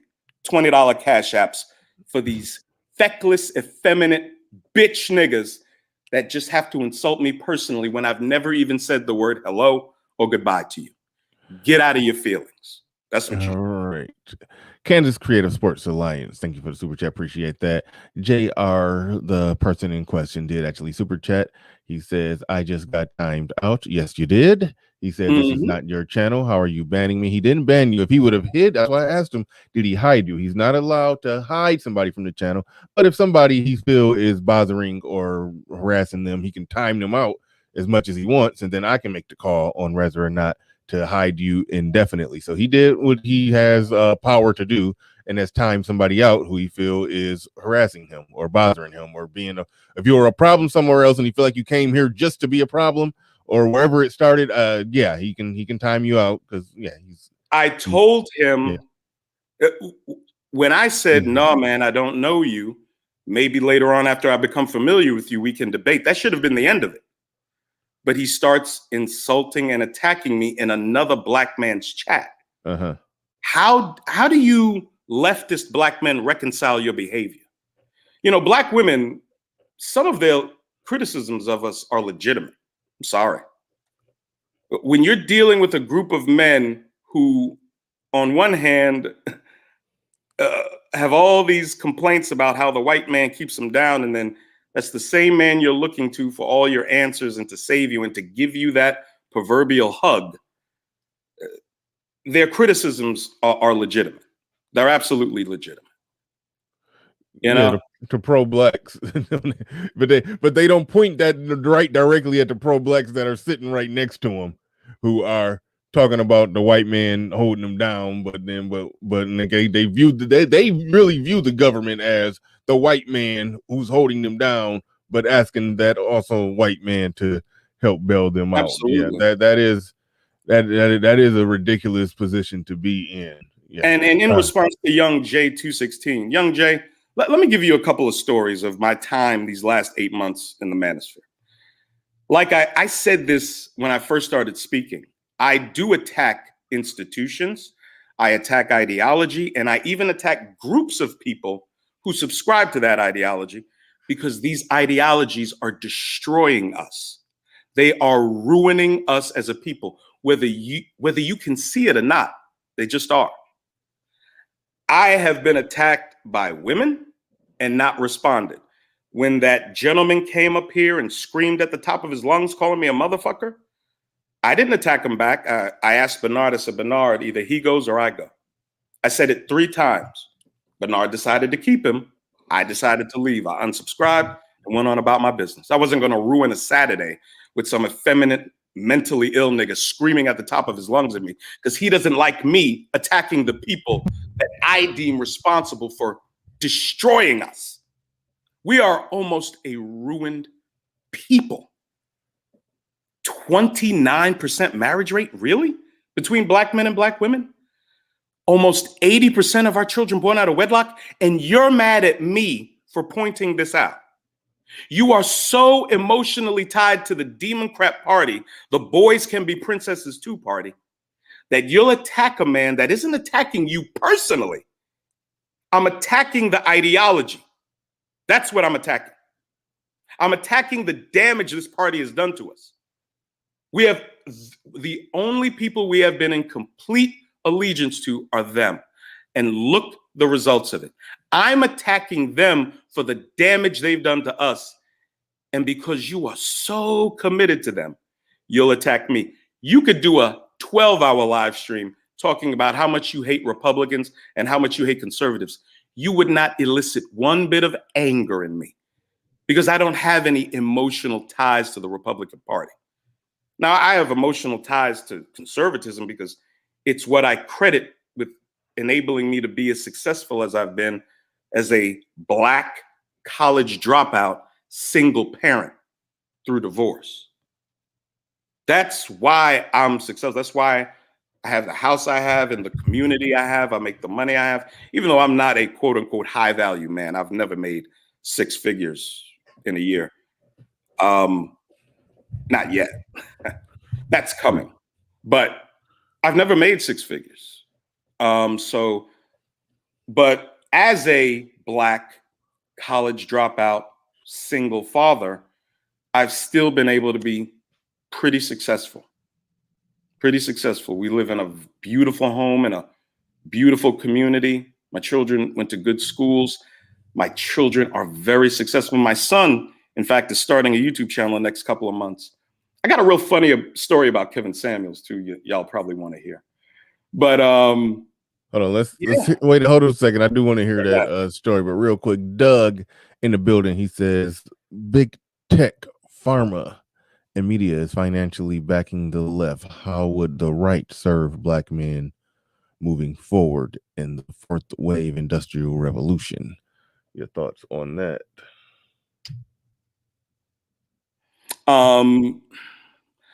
Moving forward, hey, appreciate the super chat, Doug. Absolutely, absolutely. Again, I got to come back to the fact that on the right and on the conservative side of things, we just don't look for. I can't compute this looking to other people, and I'm not suggesting that's what Doug is suggesting. This is what I think we should do, Doug. I think, again, the productive class of Black America should separate itself off from the unproductive class of Black America. I'm not condemning the unproductive class of Black America to death or destruction. They can see how successful the productive class is and begin to adopt our belief system if they choose, or they can mire themselves in failure and dysfunction and single motherhood and their allegiance to the Democrat Party. They can go ahead and do that. What we as a productive group of people can do is come together, develop a plan of action, and then send some representatives up to Capitol Hill to begin lobbying on our behalf. That's what I wanted to do. That's what I was hoping the manosphere would grow into be able to doing when Donald Trump won the second election, and he won it. Anybody suggesting he didn't win it, you have not done your research, and you're part of the blue pill community. You haven't yet taken the red pill to open your eyes. It should have been obvious that this election was stolen in the states of Georgia, Pennsylvania, Minnesota, Michigan, Arizona. It was stolen. Joe Biden underperformed in almost every precinct in the country. Almost every one of them, except in those states. In those states, he super performed. Okay? There were 200,000 more votes in Pennsylvania than there were voters. In the state of Minnesota, 221,000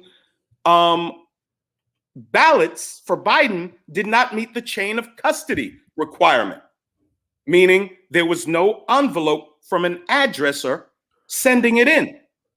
Same thing in Michigan.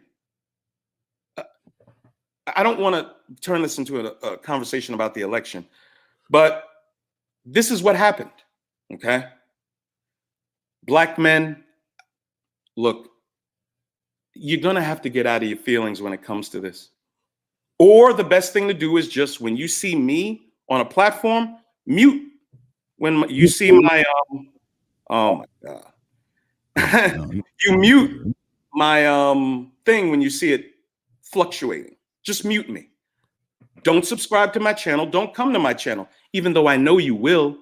Emotional men can't help but to follow along the people that their emotions are all tied up in. Oh yeah, again, good stuff, Trey. I just thought about that. Yeah. So what did I say? I think that talking about the election. Oh, yeah. I think they. I forgot that they were hitting people for taking down conversations about it. Yeah, I forgot. I forgot about that. Yeah. So yeah. My bad. Let's move off of that one. I'll move off of that. Yeah. Why did you bring RBR up? For shits and giggles, but he ain't gonna. He not gonna last long. He not gonna last long. I know he won't. You know what? Let me acquiesce. You gentlemen do your thing. That's well. Oh man, I thought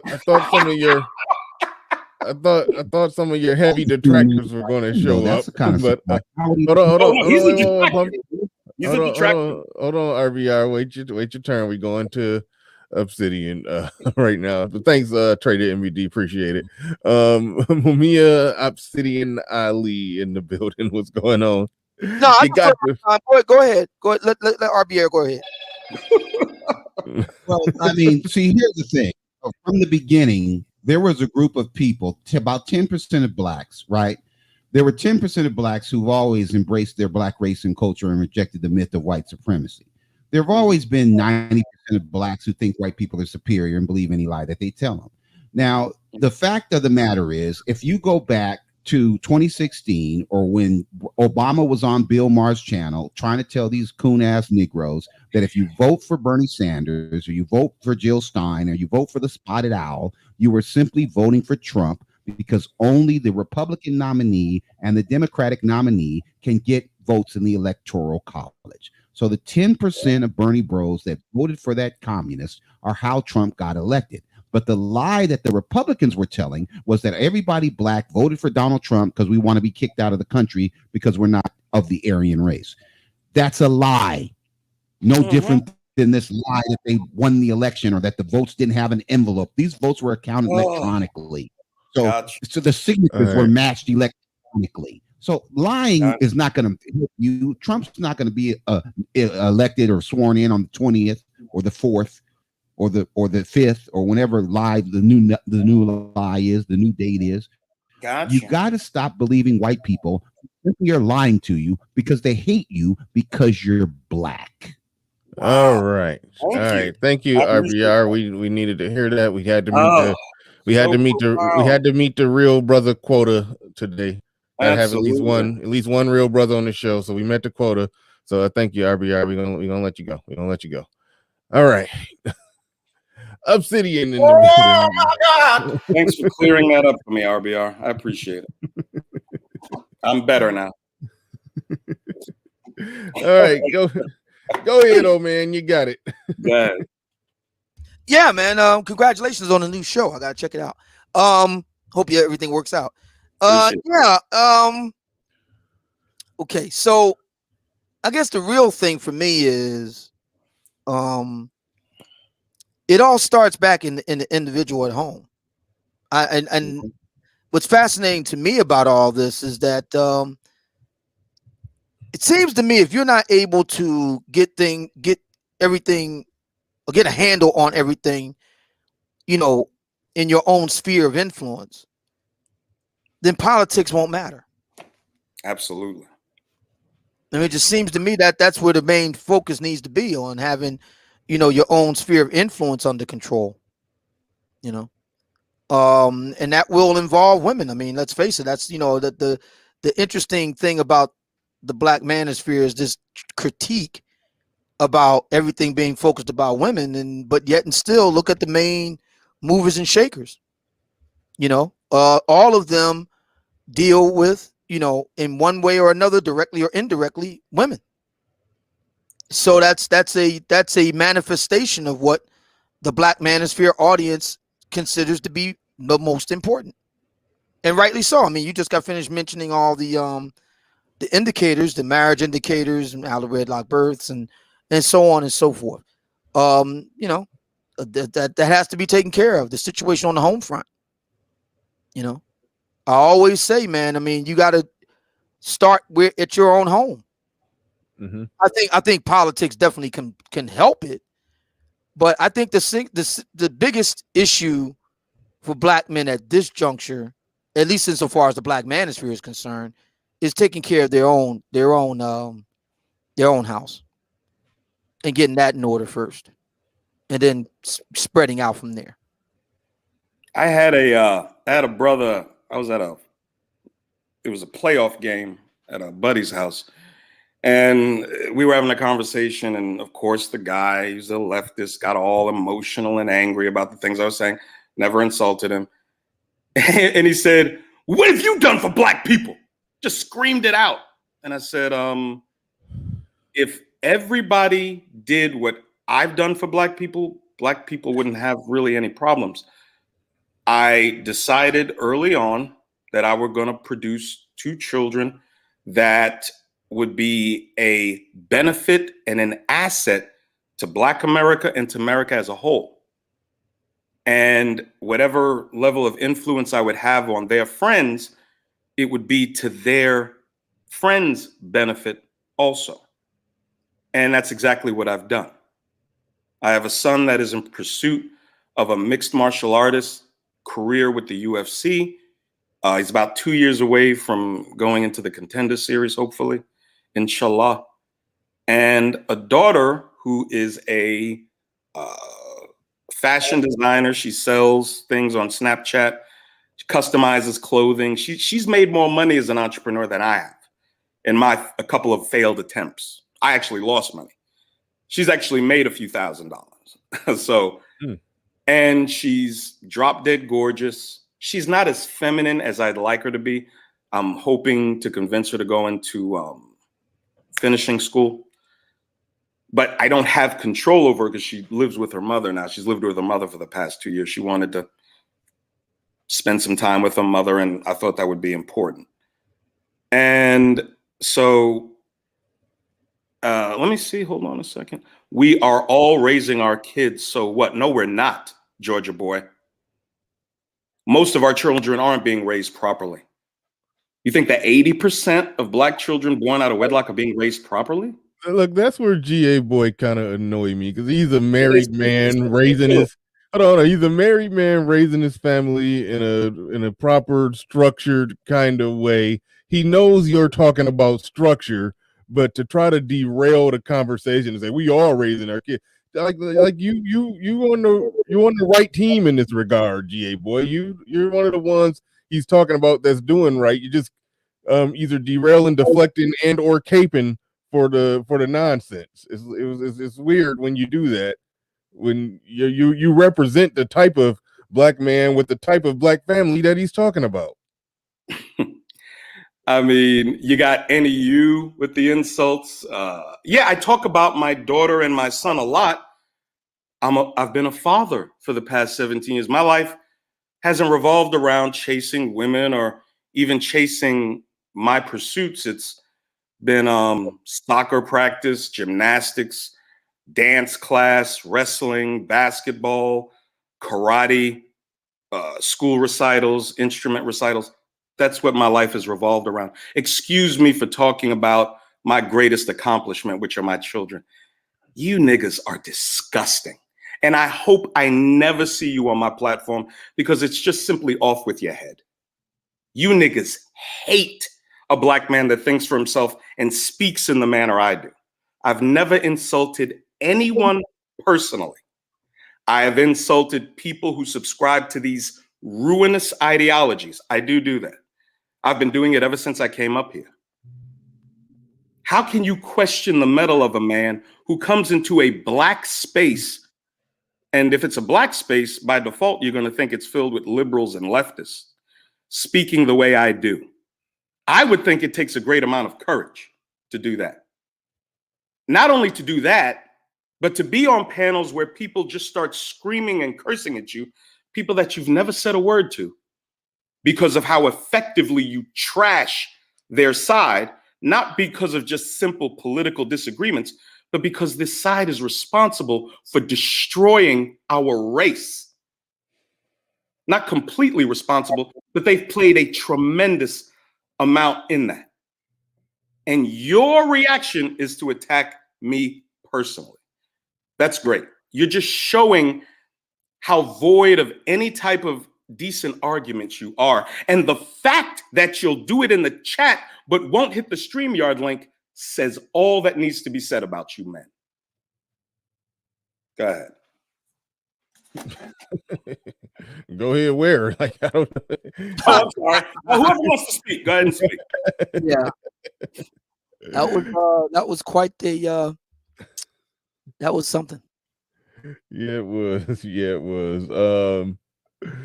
Oh boy. So where are we at here? Where we at? Well, first off, let's take a quick break, look at the like situation. We got 353 people in the building, only 192 on the likes. I know some of you just came in. Some of you hit the thumbs down button, got 13 on the dislikes. Some people don't like you, LilBigNate. Some of them don't like you. But yeah, come on, let's get these likes over 200. They should be easily over 200. Should be at 250 at least. But so let's get the likes up.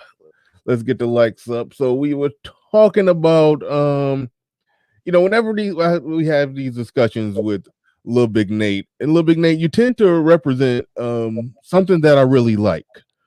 Mm-hmm. When you start talking about politics, and everybody just say, okay, you're talking about politics, but really you're talking about culture, and the notion of culture warriors have been insulted, but I do like the culture warriors. I agree with you, and I think in this Obsidian more or less laid out the same thing, that yes, it starts at home, it starts with individuals, it starts with culture and making better decisions. So I guess we can riff on that for a little while. Yes, policy matters, but to what degree does the policy matter versus the degree that you do need just a strong cultural change, and how do you even influence that cultural change? What policy is going to make Black women lose weight? What policy is that? What Someone mentioned, I think, a food stipend or some kind of, I don't know, discount on carrots or that something. might be unconstitutional. That might prove to be unconstitutional, but go ahead. Yeah, what policy is going to make Black men look past all the deficiencies that so many of these Black women are saddled with now? What policies are going to make those Black men who don't want anything to do with their children? Oddly enough, these are the type of Black men Black women love to be with. What's going to make those men not pay child support? Those laws are in place, but actually take a role in raising and cultivating their children. What policies are going to do that? These are all cultural problems. And the reason leftist Black men attack me as a culture warrior or attack me as a non-intellectual, which is fine, say whatever you want about me, and the reason they never deal with the cultural issues, because the cultural issues condemn them. How are you going to get up on your platform and speak against abortion and speak against promiscuity, speak against the disease, speak against all these horrible things going on in the Black community, the murders, the crimes, but then vote for the people that are either subsidizing it or shoving it down the throats of the American people? Obsidian talks about the book from Charles Murray, where he outlines the coming calamity of white single motherhood. I got to buy it. And I appreciate you pointing that book out to me. And I can only imagine what he's going to go into, because right now we have approximately 14 to 15% of the population who's responsible for much of the crimes and the drama in these communities. What happens when 60% of the population is raising their children in a 50, 60, 70% single motherhood household? The country is finished. And for some of you leftists or hoteps who see the downfall of the white man as a good thing, you're entitled to feel any way you want to feel about that. I'm not going to tell you how to feel about it. But you do realize you live in the house that they will burn down. You do realize that, right? The people, the BLMers, also when you vote Democrat, you're siding with BLM, the Black lesbian misandrists. Okay? They're burning down of communities, them marching through white communities, telling the white people, gentrified white communities, telling the white people to get out of their houses. These are our houses, and we want them back. How long do you think these folks are going to put up with this shit? Oh, you just scared of the white man. I knew it. My God, dude. I don't even know how to have a conversation with these leftist Black men. I don't know. What you all don't realize, I've been doing this for almost 20 years. These back and forths, these debates. I have never. Let me come at it this way. So we know that 80% of Black men vote for the Democrat Party, and I think the reason, I think there's a number of reasons, because politics is all about interests. So I think one interest that a lot of Black men have is racism. I think the argument is that racism is the single biggest problem facing Black Americans. Mm-hmm. It's not the breakdown of the family. It's not the out of wedlock births. It's not, the dysfunctional cultural norms. It's racism. And if only were there no racism, everything else would solve itself. Mm-hmm. Yep. And I think there's a lot of Black people, and this comes down, from on high on down. So, you got people like Ta-Nehisi Coates who believes this. You have people in high academia who believes this, and so on. And so there's a lot of Black men who believe it too. That, were it not for racism, the Black marital rate would go up. Were it not for racism, there would be fewer out of wedlock births. Great point. And so on and so on and so forth. So my question to them isn't their interest. My question becomes a matter of benchmarks and performance.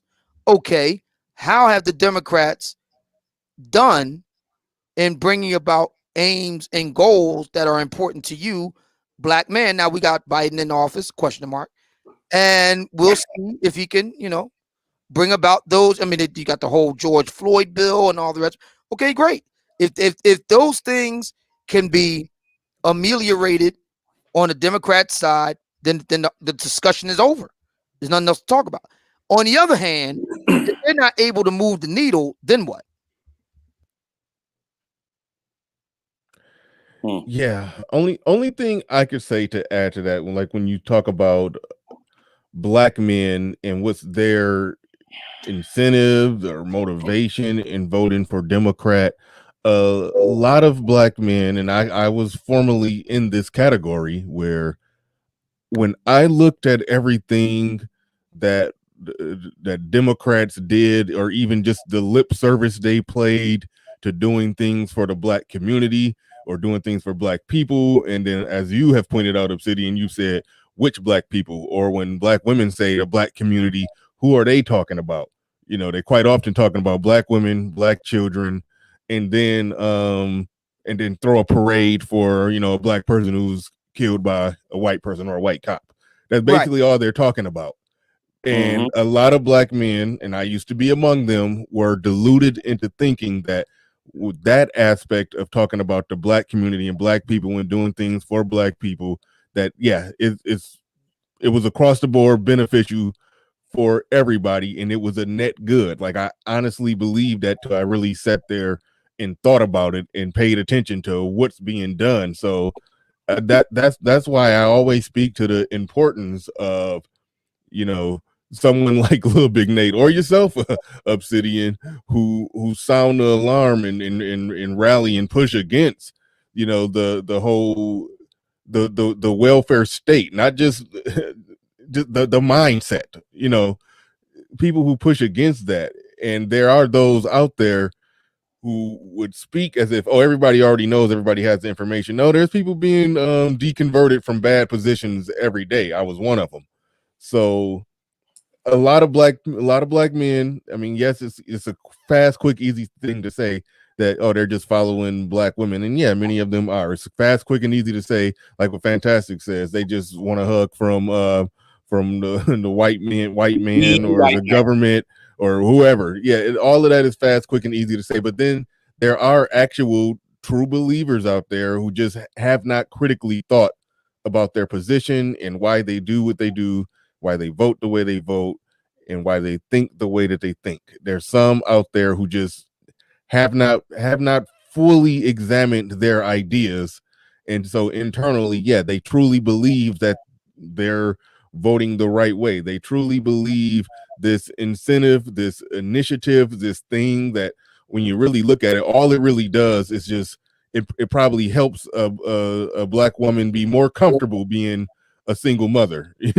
That's all it does. And yeah, a lot of Black men look at that and they view it as, yes, this is helping Black people, and they include themselves in it somehow. It's a weird, I can't explain it, but a lot of them truly believe that it's better for the overall group. They're true believers out there.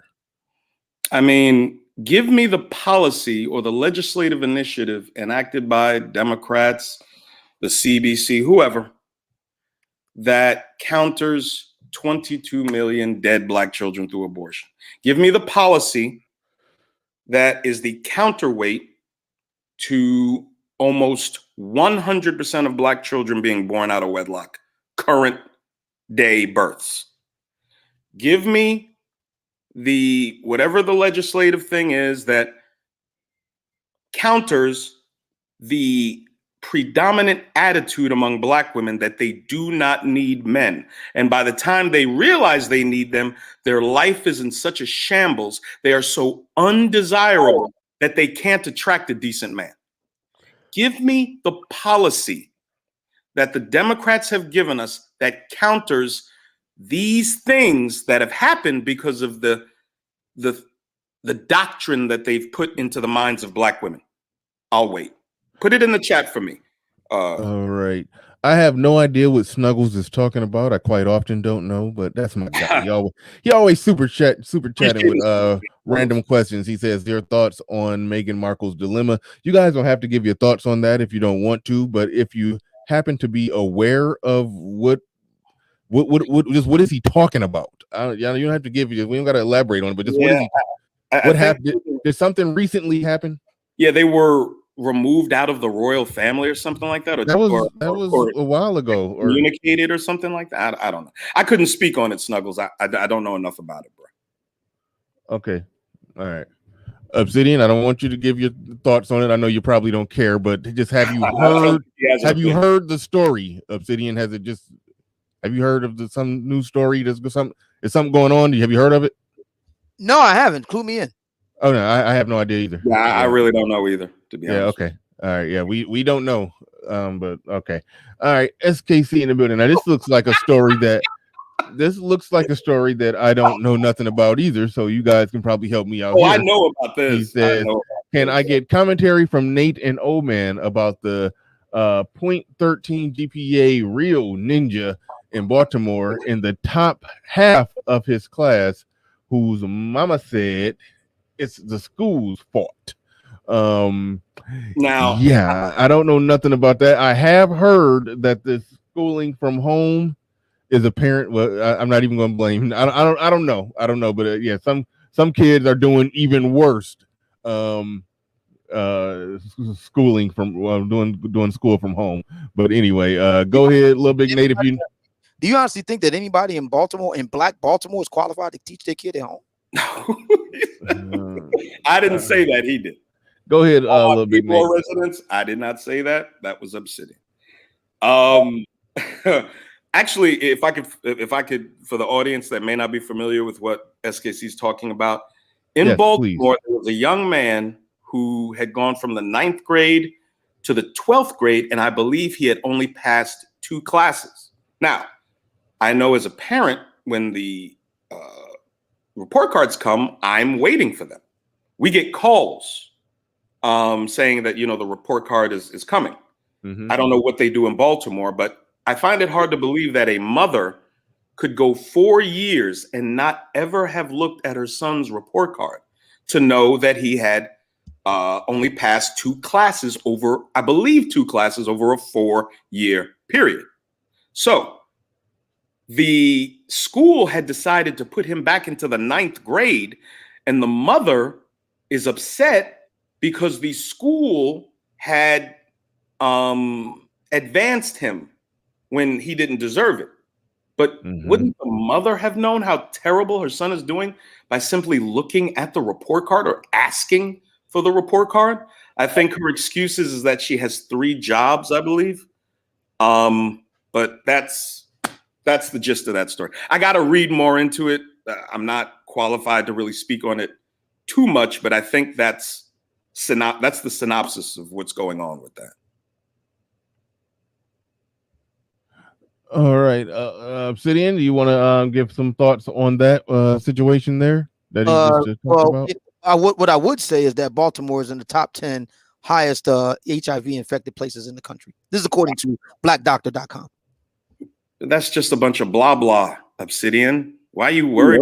Just like Ace said, stop rambling about female promiscuity. That's just nonsense. All right. Well, no, it's not rambling. It's just stating a fact. No, to leftists, that's rambling.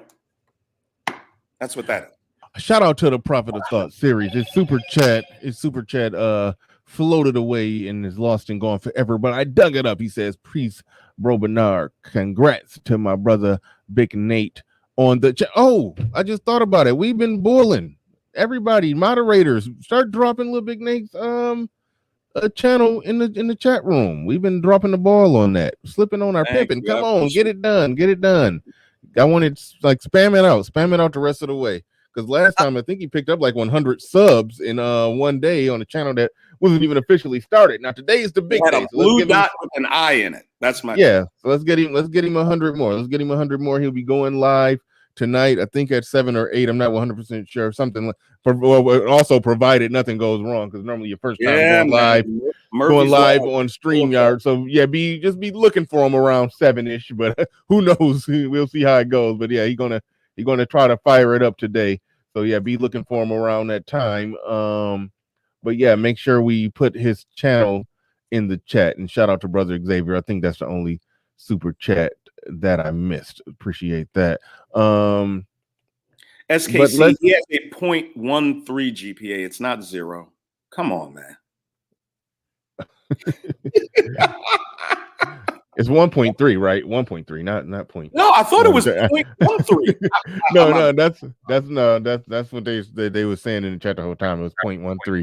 Okay, but Ace in Spades says, to combat abortion and single motherhood, why not promote safe sex education to kids and adolescents in the Black community and schools more, instead of rambling about female promiscuity? What do you think about what he said about to combat abortion and single motherhood? Why not promote safe sex education to kids and adolescents?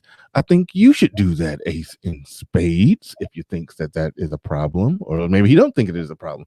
I think Ace in Spades should definitely do that. I think LilBigNate is doing just fine doing it the way that he's doing it. But if there's a gap, a hole that needs to be filled, and you think it should be filled, you should go fill it, Ace in Spades.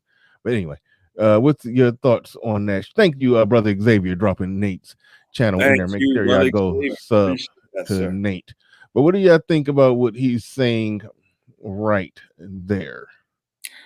You want to go ahead, Obsidian? Yeah, I actually do. I think that a really good solution to my man Ace in Spades is to advise the ladies to stop messing with the 20% of Black men and start dealing with the 80% of Black men, and then they won't get infected so much. Thank you.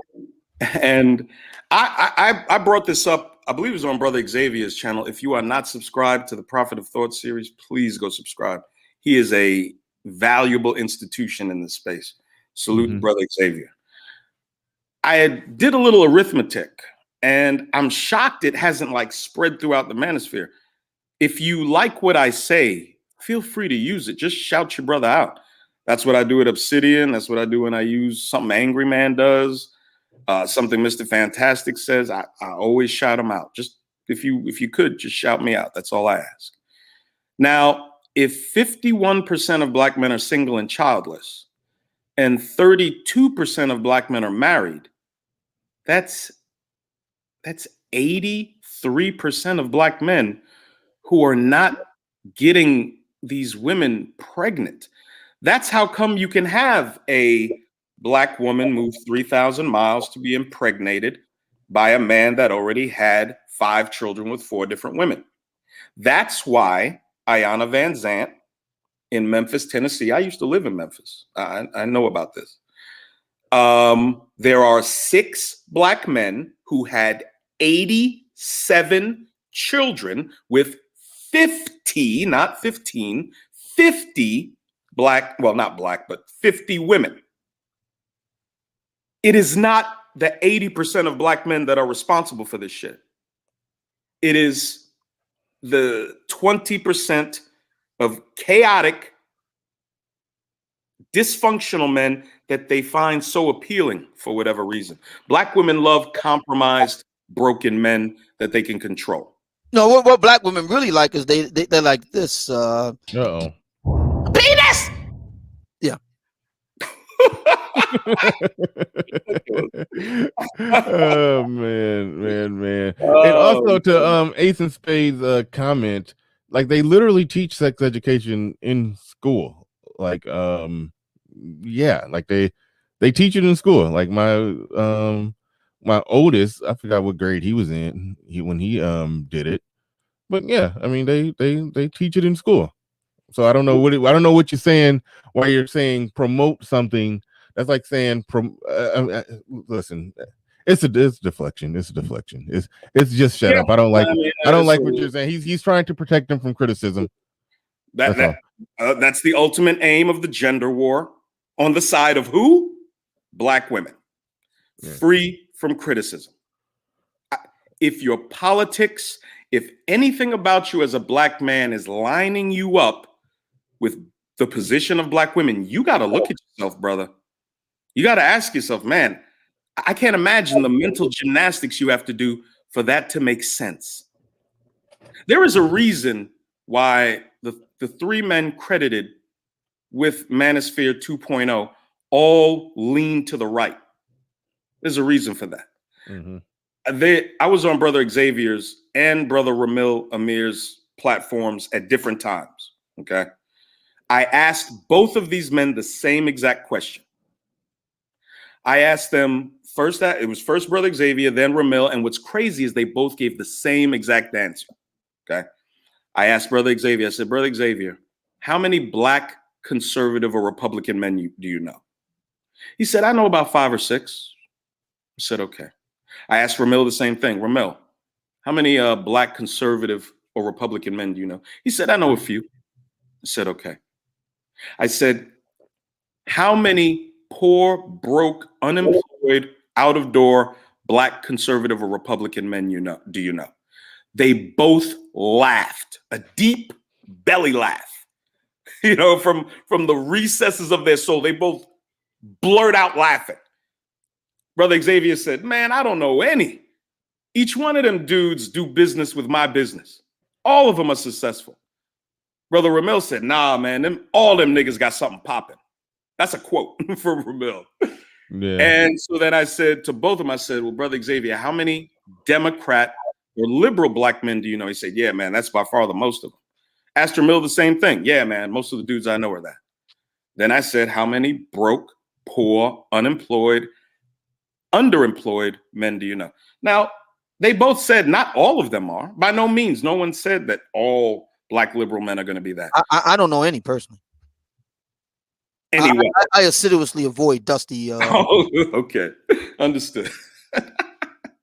But both men said, yeah, dude, by far, all the broke, unemployed, nigga, can I hold a dollar dudes are all Democrats or liberals. Brother, can you spare a dime? All I'm trying to do has got some of you black men so angry at me. I've never called you personally anything bad. I have called the people who subscribe to these ideologies that are destroying us. This is not a tit for tat, ooh, my side is right, your side is wrong thing. Our race is being destroyed. I take it seriously. You may not. You may take your emotional allegiance to them much more serious. Maybe some 280-pound welfare worker filled your belly with warm gruel when you were 8 years old. Not the gruel. Yes, warm gruel. Maybe some 290-pound welfare worker gave you an extra rectangular box of cheese, and I ate that cheese as a child. I did. I didn't come down out of heaven. I came up out of hell. It makes me want to say, please. More. I'm serious, man. These niggas are reminiscing off their childhood. And anyone who interrupts that, anyone who comes to throw a monkey wrench in their love to this political movement, this political party that has done untold damage to us, anybody that does that, I gotta attack him personally. I gotta make mockery of him being a father, a single dad, and raising his children after getting custody. I gotta attack him. I gotta insult him in the comment section. I have literally never said a word to the niggas who have disrespected me. I have never said one word to them. As a matter of fact, let me give you a story. Hold on, real quick. Hold your thought on that story. Snuggle668 says the reason why I asked about Meghan Markle to see if there is any similarities with the decisions that people make in the community. Okay, somebody else. You gotta learn how to give context if you're asking questions that's off topic that we don't know nothing about. But somebody else said that she accused them of being racist. I don't know the royal family of being racist potentially against her. They take lots of pictures with African children, so no, they can't be racist. But that was a joke. I would I don't know. I mean, I can't imagine a royal family not being either racist or coming off as racist. I just like they're a freaking royal family. I think they look down at their nose at everybody that's not royal. So I don't know. I don't know. I don't care. I can't even add much to that. It's way off the subject. So I got nothing for you on that one. I don't think nobody else does. Ace in Spades says something that I do want to get to. He says, Bernard, safe sex education is not taught in schools. Yes, it is. My son did a sex education class, and yes, they talked about safe sex. They talked about contraception. He said the teacher got up there and did the whole thing that we all know and laughed and snickered at as children when she get the banana, the biggest banana she can fucking find, and put a condom on it real slow in front of the class. He said they saw all of that happen. It's so yeah, no, it's still a thing. It's still a thing. It's not yeah. So the parents do have the option to allow the kid to opt out of it if they don't want their kid to participate in it. But there's that. And so there's that. And it's mostly conservative kids that teach their kids to opt out of it. I mean, mostly kids with conservative parents that have their kids opt out of it. And the parents say, no, I'm going to teach it myself at home. And it's the liberals who say, yeah, let them go and do it. Just throwing that out there. But people have different views and philosophies on whether or not they should be teaching that at school. But anyway. And the problem with that is, here we go again, putting the job of raising our children into teachers' hands. Yeah. Into someone else's hands. I don't have a problem with sex education at the appropriate age for a child, and I would need to know what they're going to teach them, because sex ed is, oh my God, yeah. On my Sunday call-in show with my co-host, we're actually going to be talking about this, because there is a Democrat state legislator who has submitted a bill to start teaching sex education to children as young as 5. Between the 5 and 11, right. They're talking about teaching them anal sex, oral sex, gay, transgender, intimacies. They plan on teaching all of this. Go ahead. Sorry. My biggest takeaway that from with my son, because every day he would come home and then we would talk about what they talked about in there. The biggest takeaway that he basically just learned the medical terms and verbiage and how to explain how the body works and in a reproductively, like he can explain the egg and the sperm and all of and the semen. He basically just learned how it all worked and can explain it scientifically and break it down. So it didn't come off as bad. It was almost like a science class with just a little bit of practical information in it. That's more or less how it came off. But if they're talking about oral sex and anal sex to 5-year-olds, I mean they're going to teach them that men can have babies too. Yeah, that's where it gets.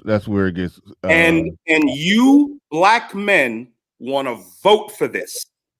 You want to vote for a political party that is promoting the idea that men can have babies too. And you got a problem with me. You want to come and slit my throat. Gotcha. You niggas are finished. You All finished. right. Thank you for the super chat, Ace and Spades. Appreciate the super chats. Appreciate the pushback. I do appreciate the pushback. Maybe you can join the panel someday. But we got SKC rolled in, ready to do some cooning. Probably I'm just playing. What's up, SKC? What you got, man? No, well, first of all, man, I just want to congratulate Nate for his launch. He got a few more things to get out today, but I think there was a few people, Nate, that were asking, is it so far as your show, it's at 7 p.m. That's EST, Eastern. right? Yes, sir. Eastern, 7 p.m. Eastern. My apologies for not being more clear on that. 7 p.m. Eastern. Mm-hmm. And then of course I want to tell Obsidian, man, congratulations on your book release. Thank you. Oh yeah. Yeah, man. Got hard copies out and everything. That's. I know you have been working on that one, and but I'm surprised, Bernard, you haven't heard some of these stories going on. Man, my head been in the sand, man. My head been in the sand. Okay, so did you hear what happened? That's legitimately the reason why I said yesterday, hey, I need y'all to send me stuff, because sometimes when I get off of here, I completely shut YouTube off, and I might go back and listen to one or two content creators. But far as I don't have my ear to the streets on all the new trending stories. So by all means, you won't annoy me by sending me stuff, people. Send if it's something interesting you think I might want to know, might want to talk about, send it to me, timestamp it if possible. All right. Yeah, man. I'm kind of like you in regards to that. I've been pretty busy, but I caught a video from Kid Organic where he was showing what happened in Atlanta over the All-Star weekend. Oh, are you talking about that girl getting out of the van? That ran over that dude. Oh, okay. See, I thought you were talking about that girl who was down there and she climbed out of the back of some U-Haul van or something like that. He was living in it. For the there was so much stuff. There was so much stuff going down at ATL that it was impossible to cover it all. I heard it was like a zoo. I heard of a woman who used her unemployment check to go from Texas to Atlanta and didn't have the money to go back to Texas, and she started a GoFundMe. My lady told me about that one. Yeah. And I just looked at that, shook my head. I don't know why it didn't even dawn on me I'm still debating on whether or not I probably should start just see something like that and just bang out a quick pre-recorded video about it. But I don't know how much of that stuff I'm going to be covering. like O'Shea do good when stuff like that happens. Yeah, O'Shea will spit out a video like 10 minutes after something like that drops. Man, I want to get on that. I want to get on that O'Shea level. Just as soon as I see something, drop a quick pre-recorded video, put it out there. So keep sending me stuff, fellas. But go ahead. Obsidian has. I know that Obsidian has strayed away from the from the low life thing, but it's like good grief, man. What low life thing I strayed away from? Well, I'm talking about so far as like commentary on all of that stuff that that happens in the with the park apes and all that stuff. Oh no! At any time I can refire it up. Man, if you did a stream on what happened in Atlanta this past weekend, my God. This lady ran over. He had to be at least about 250 pound man. And she didn't even want to get out of her car. Wow. They was banging on the door telling her, move the car, lady. SKC can always find the humor in everything. In the midst of your laughing, SKC, I'm not hearing why did she run him over? Oh man. It had to be a why. Was it? Oh my God! No, it was a large crowd around her vehicle telling her to get out the car. Why did they want her out of the car? Because he said it was a dude with a broken neck underneath her car. Okay, so the story started after the guy was ran over? Yes. Okay, so we never even got to the why of the running over, but she just was. But we do see at the end of the video her running from the police officer. Wow. This is Black America, baby. I want to separate from these people. You'll ever since I started coming up on platforms, I have said I do not believe in Black unity. I'm sorry. That makes me persona non grata in the minds of some of you. So be it.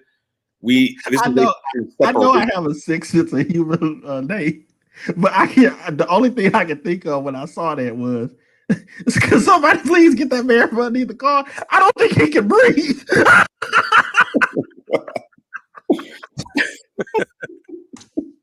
I wouldn't want you to do the eulogy at any funeral. That's ever. But salute to SKC, man. Look, folks. You cannot like me, that's fine, but you're gonna have to deal with me. I'm sorry. The best thing for you to do would be to get out of your feelings and just deal with what I say. Prove what I say wrong. I have a saying: defeat my logic. That's what I want you to do. Defeat my logic. You can do that. I'll acquiesce to you. You can do that. You can show something that I said that was categorically incorrect. I will never repeat it again, and I will apologize. As a matter of fact, let me show you what kind of man I am. Let me show you what kind of man I am. I can't remember whose platform. I think it was Ramil's. Judge Zilla had come up on the platform and said, "Hey, LilBigNate, man, I think you're wrong on that."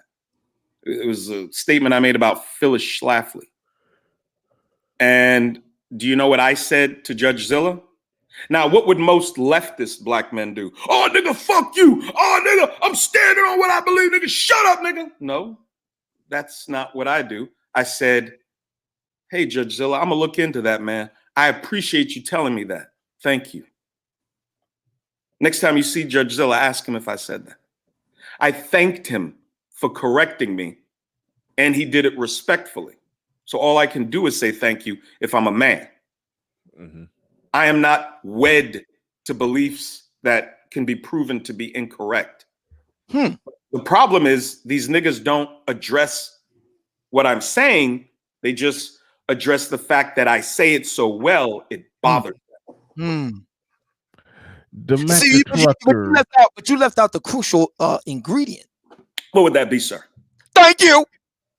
Oh, okay. No, any of you, I address people directly with what they say. I have never dodged a question, sir. Why don't you come up and say all these things you have to say to me directly? I've never disrespected you. I've never said a word to you. Never said a word to you. You need those old men on tap. You brought up my challenge. No, this isn't a debate. I'm not debating Black men who believe that abortion and single motherhood and all this shit is great. Even if you don't say you don't believe it, your vote shows that you believe it. Okay? So why don't you come up here and say whatever you have to say to my face? That's any you, that's Silent Lamont, that's A.L. Bati Boy, any of these guys. Wow. It's getting thick, man. I got a quick question, a LilBigNate, before I head out, because I got to get back working on both of y'all stuff. Yes, sir. What is, if y'all can put it in percent wise, what percent would you put or chance would you put on the kid with the 0.13 GPA of him being a baby daddy within the next 3 years? I'd be shocked if he wasn't already. Do we know that he isn't? Yeah, I'll give him about 6 months. Especially if he's attractive to these Black women. That's the kind of Black men they want. But no, hey, can I ask questions like that? Huh? Penis!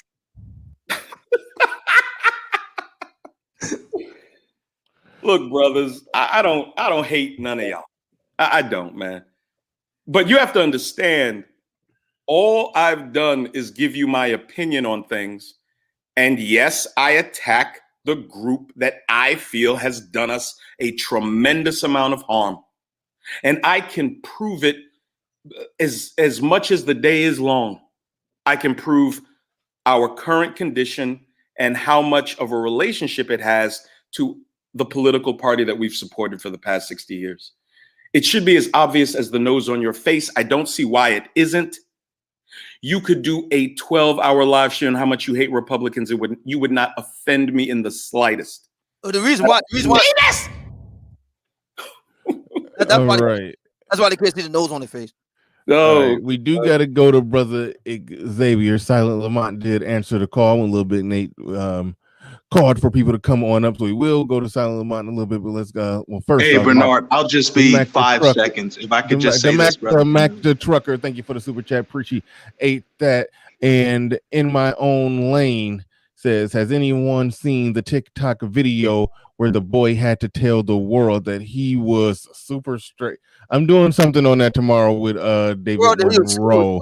Wow. David Monroe will be on tomorrow. We're going to talk about this super straight thing. Super straight. What does that mean? It's heterosexual. It's a man or a person who only likes the opposite sex, provided that opposite sex was born that opposite sex, remained that opposite sex, and is still that opposite sex with no intentions on changing to another sex. They call that super straight, if I understand it right. And they're calling it regular. They're just calling it straight. This is where it gets confusing. If a man dates let's make sure we got this right here. Go ahead. If a man dates a man, if a man dates a woman who was formerly a man, but now he's a woman, they're actually calling that straight. But if you refuse to do that, you're super straight. Wow. I think those are the definitions. Hood Conservative did some content on that. We're going to break it down, but it's a thing. Like my son told me about it. He's a senior in high school. He told me about it a few days ago, and then after he told me about it, then I started seeing content on it. Let me make sure. I want to make sure I got this right. So you're dating. First, you started out dating a guy who you dated a actual man. So that man actually started out with a penis, and then he goes and turns himself into a woman. At which point he no longer has a penis. Now, if you do that, that's considered super straight, or it's not considered super straight. No.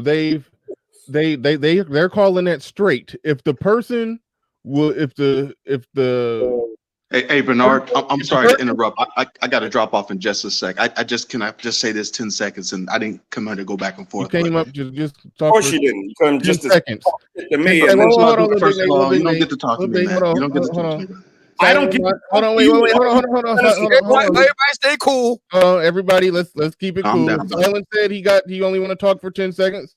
He can talk for 10 seconds and he can leave. Okay. Right, I'm gonna say this respectfully to you. I've shown my work in these spaces, bro. Okay. From nothing. No, not to you. Okay. Okay, my bad. Go ahead. No, you good, old man. You know what it is, man. Nigga, we done fought, old man. We good. All right. Come on, you can fight me, but I've shown my work in these spaces, and respectfully, what I've built, you've had more resources, and you not even cracked the 6-figure club yet. I've been there. Okay, so you don't get to mention my name. You can talk. Congratulations. I haven't made. Hold on, brother. You got it. You got your floor. You got your floor. You mention my name. You're the one. You're gonna get addressed in the chat because you're on the public forum right now. Mm-hmm. So people are gonna mention your name. I'm not on the stand right now. All right. So take that like a man. But you don't get to talk down to me, brother. I'm the last one. I'm the wrong one for that. So we can hold on now. You get to respond, brother. Calm down. Yeah, go ahead. I'm calm. Go ahead.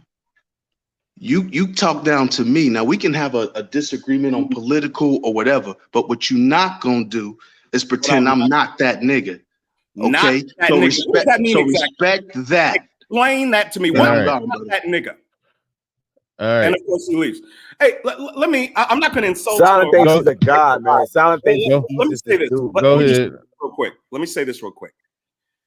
I have never addressed Silent Lamont ever. When I first started speaking, he would troll me in the comment section of different videos. He would ask me something, I would answer it respectfully, then he would get in his emotions and attack me. He's done that on a few instances. Not in the chat, in a comment section. I have never spoken to most of you niggas, and you're all in your feelings about me.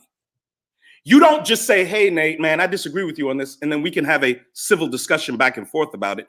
You insult me. I'm that nigga. I don't recognize talk like that. That nigga. Best of luck to you, Silent Lamont. I should never see you in my chat. I should never see you or anybody that thinks like you, okay? People who want to insult and attack personally someone that has never said 2 words to them. Don't be in my chat, okay? It's not going to be pretty for you. All right. I have absolutely no problem with you disagreeing with me. As a matter of fact, I'll be telling the guys that have wrenches, you let people rock. Hey, Nate, man, that's bullshit. Hey, Nate, man, I disagree with you. No, you let brothers rock. You can disagree with me all day long. What you're not going to do is attack me personally because I am thrashing the political party you love so much. That's what you're not going to do. But go ahead. I'm sorry. All right. But thank you, in my own lane. Thank you for that super chat about super straight. That's something we're gonna hash it out and make sure we get down to the bottom of it tomorrow with the hood conservative and Kadash Shaya. See, I don't like what you're doing right there because a lot of straight people are embracing the term super straight. It's like, no, we don't need to come up with another term. We can just say we straight, and the guy who will date a guy who's presenting as a woman, we can still call him gay. That's so I don't, so that's why we shouldn't, like, they're trying to say, oh no, that guy is straight. He's a guy dating a guy who's presenting as a woman, therefore straight. No. We can still call that gay, and we can just call ourselves straight. We don't got to give it. They can't just give us a cute dress up name for being normal. I mean, or being, just. Anyway, we're gonna talk about that tomorrow with Hood Conservative. But there's some straight people who are embracing it, like, yeah, super straight. Like, no, they anyway. Anyway, that's a whole nother. We're gonna hash that out tomorrow. But anyway, thank you for your patience, brother Xavier. You've been waiting there for a while. So go ahead, you got the floor, you got the mic. Save us from this the super straight talk. Go ahead, Xavier. You got it. Peace, brother Bernard. Peace, brother Nate, brother Obsidian. I don't know who this dude is to the left here. That would be Kid Styles. All right, peace, brother Kid Styles. I just want to get up here, man, because I think it's a round of congratulations that need to be handed out. First and foremost, brother Obsidian, congratulations on the book, my brother. Absolutely, congratulations. And I will be sending you some money because I want an autograph copy. God damn it, I want an autograph copy. And of course, brother Big Nate, my dude, congratulations on the launch for the channel, man. I mean, thank you, sir. What y'all don't know about this brother, man, is that I talked to Big Nate on the phone, man. And the way he is up here on the internet, he is the same exact way. I'm telling you, this is not a show. This is not a performance. Brother Nate is the same way when I talk to him on the phone. So once again, congratulations, brothers. And also, brother Bernard, congratulations to you, because you have become the new voice for these old moms. So I've been using your voice instead of mine. So congratulations to you. And I just want to shout out and say peace to the brothers, man, and congratulations on y'all. Hold work, on, man. you've been, appreciate y'all. When you use my voice, I missed something. What's going on? Well, actually, I've got back into doing some pre-recorded. Well, let me back up. Yeah, You remember, explain that. You remember when we were when I was on your platform a while back in November? I took some snippets from it and made a pre-recorded video. Oh, I saw a part of that. And I took your voice, and now you're the new voice of these old mamas. And I have another one that I'm premiering today. And guess what? It's your voice, not mine. So, hey, you're the new like voice of these old mamas now, just to let you know. But I like it. I like it. All right. So peace, brothers. I just want to get up here and holler at y'all, man, and say congratulations to the brothers. These are good accomplishments, and all speed to y'all, man. And I'll see y'all on the other side. All right. Thank you, sir. Right. Peace. POT, man. All right. Kid Styles, thank you for your patience. Welcome to the show. I don't know. I got the feeling you were one of the LilBigNate detractors. I don't know that for sure. No. I'm with Nate. I was really here to talk about Silent, because Silent he gets on my nerves. He talks about how everybody's getting their feelings, but you say one little thing to him, and he thinks he's God. He wants to sign you out, and it's very annoying.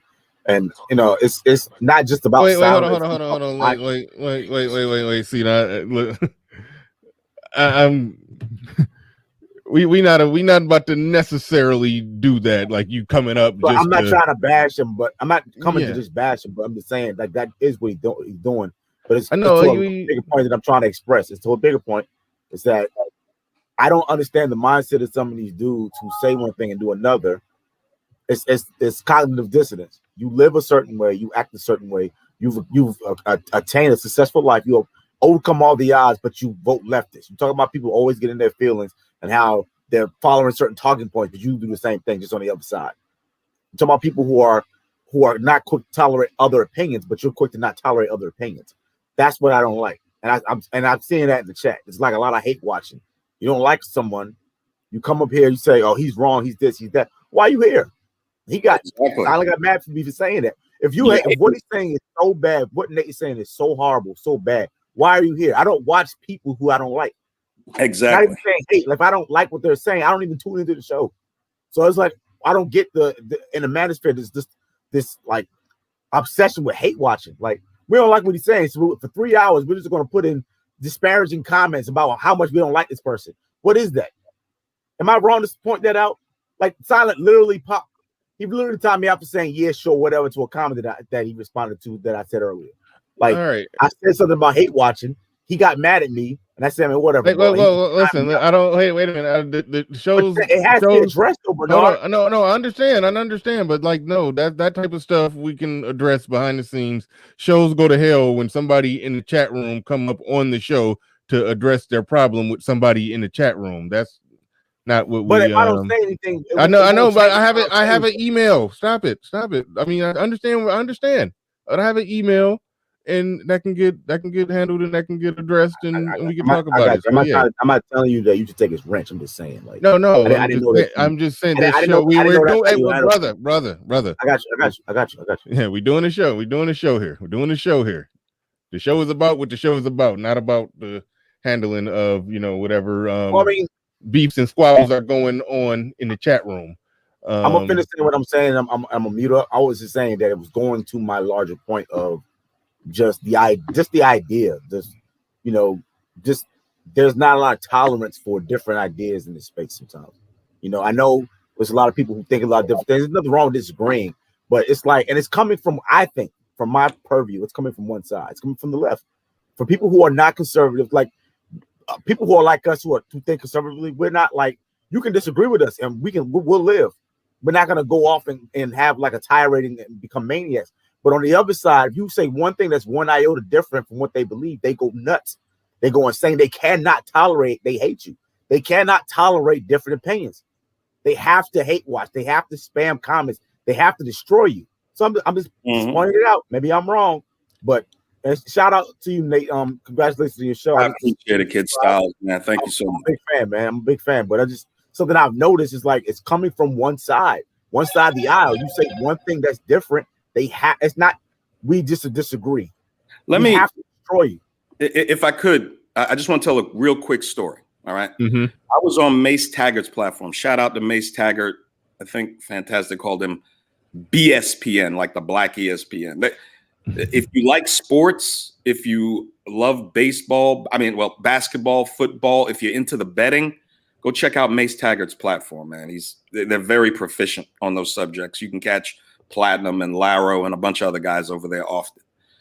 Now Laro is sober though. Stop, please, Obsidian. Stop.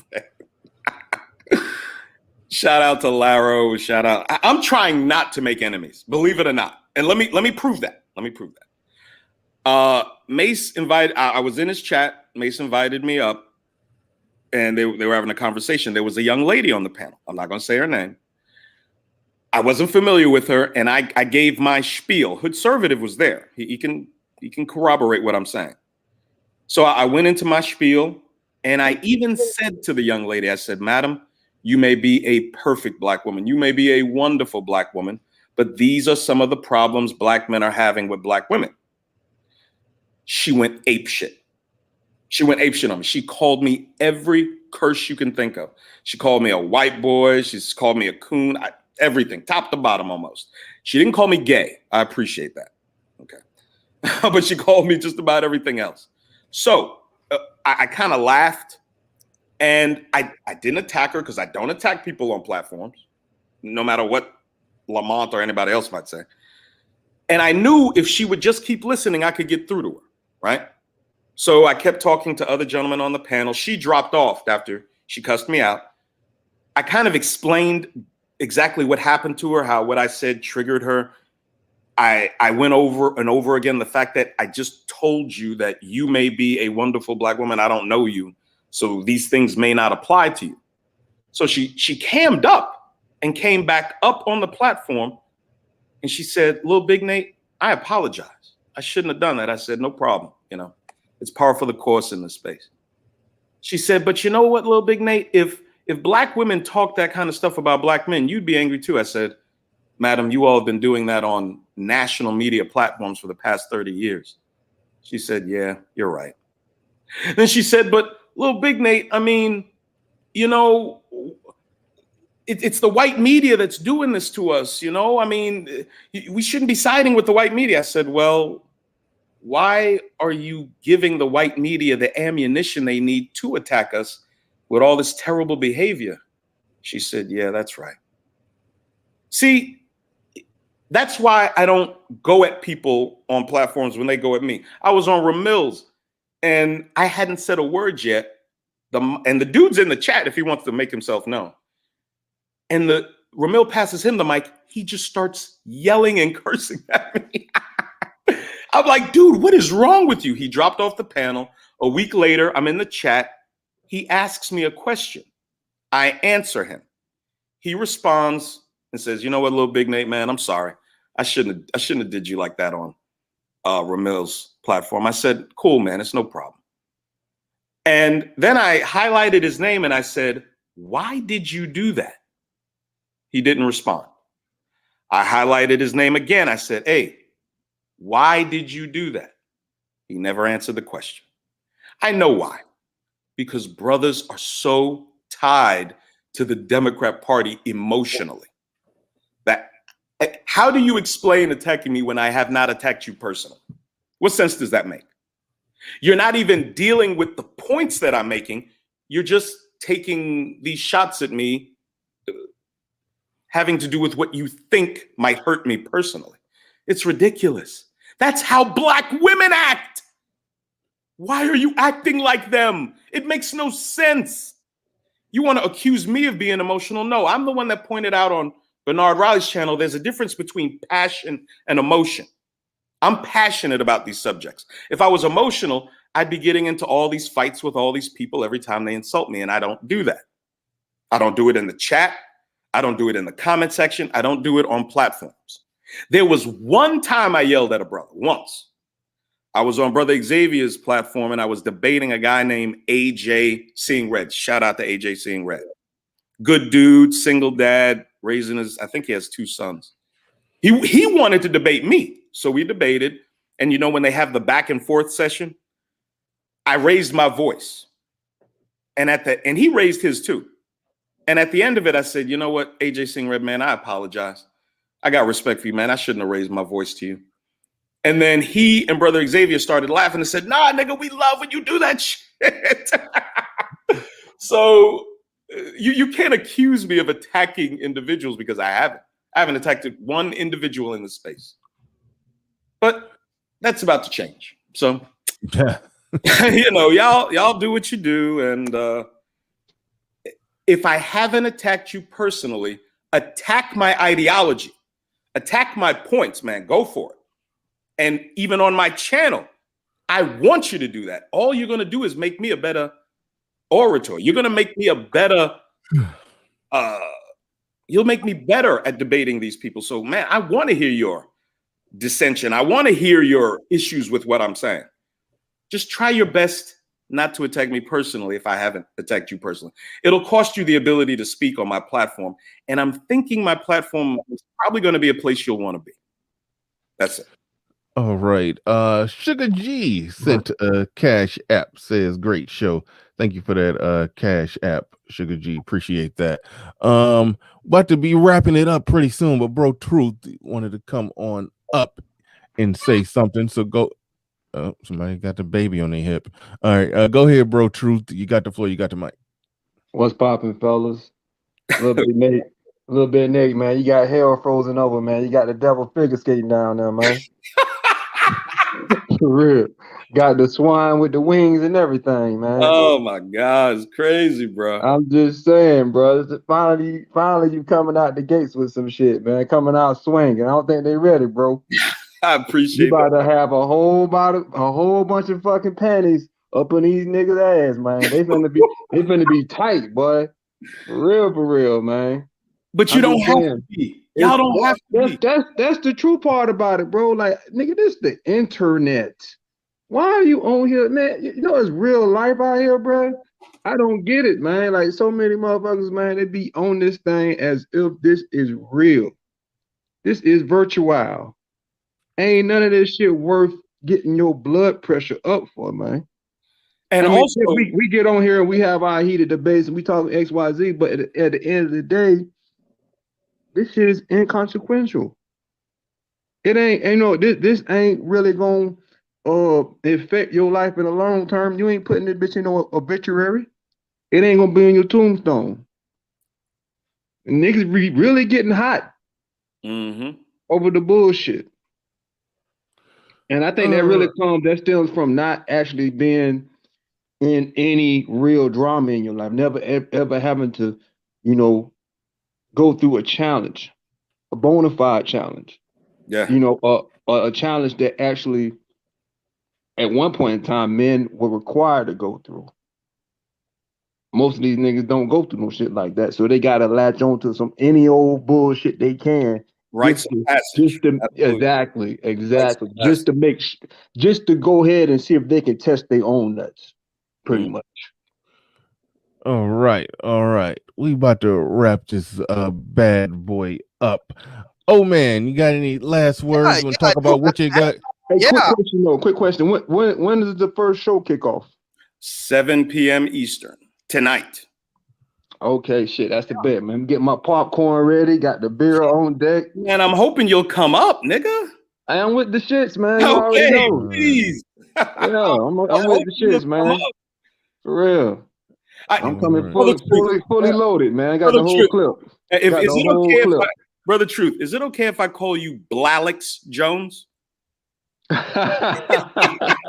serious. This nigga is a black Alex Jones. I swear to God. I love listening to this nigga speak. I'm gonna call you Blalix Jones. I might have to steal that one, man. Please. I'm telling you, man. Now, my question, I only have one question. Go ahead. Yeah, my question is, I didn't know that there was an actual nut tester. Nut tester? Yeah. What? The brother was saying you had to test your nuts. Oh, okay. I didn't know that there was an actual nut tester. Penis! Yeah. All right. I mean, you got a topic tonight? I don't know. It might indeed have to be about. I didn't know we had a nut tester, so I might have. Is there such thing as a nut tester? Nah, what it is, man. Like niggas really be trying to pump their nuts up. You know what I mean? On the internet. This is the internet. So it's a nut. What are you doing? It's a nut pumper, and then there's a tester to see if you pumped your nuts up enough. I think that's exactly. All right. All right.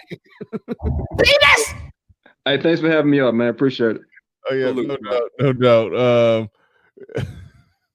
I'm trying to see if the old man had a topic tonight. Probably. I guess not. I guess it's might do a show on that. It's gonna be a surprise. I don't want to tell anybody because I want to catch everybody by surprise.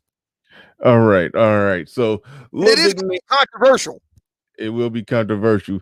Yeah, you had a pretty hard. I don't know if it's called a controversial take, but I think a lot of people looked at what Abba and Preach did as generally a good thing, that somebody that big of a platform who's not Manosphere, who's not Red Pill, shouted it out. But you still said no. You took a hard stance on them though. That was yeah. I'm doing a podcast on it right now. You know, I did the show last night, and I'm having my guys. We work it into a podcast video so I can upload. It's going to be a 2-parter called "The Red Pilling of Abba and Preach."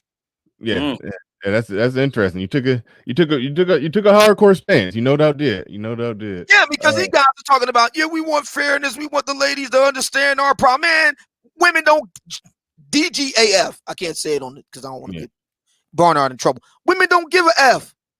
You think women? That was the whole point of Kevin's takedown of that Karen in making. You know, see, Karens are a certain age, so we can't call her Karen because she's still in Becky's territory. That was the whole point of getting with the blonde, short-haired Becky. It's like, listen, this ain't about fairness. Women use the fairness thing as psychological operations. That's psyops. To guilt and shame, what Kevin calls the sign language. Shame, insults, guilt, the need to be right. That's used to guilt you and shame you into giving them stuff that he couldn't get on their own. But they understand. They don't give a damn about no fairness. They're gonna break off a dude that he's got the blue balls and all the rest of it. No, they're not gonna do that for the good of the community. There's a whole bunch of dudes that don't get nothing. You think women care about that? You think women give a crap? No. My problem with Alba was like, dude, the number one problem you got off rip is that you think that you can reason with these so-and-sos. You cannot reason with them. This is about a straight power grab. That's what this is about.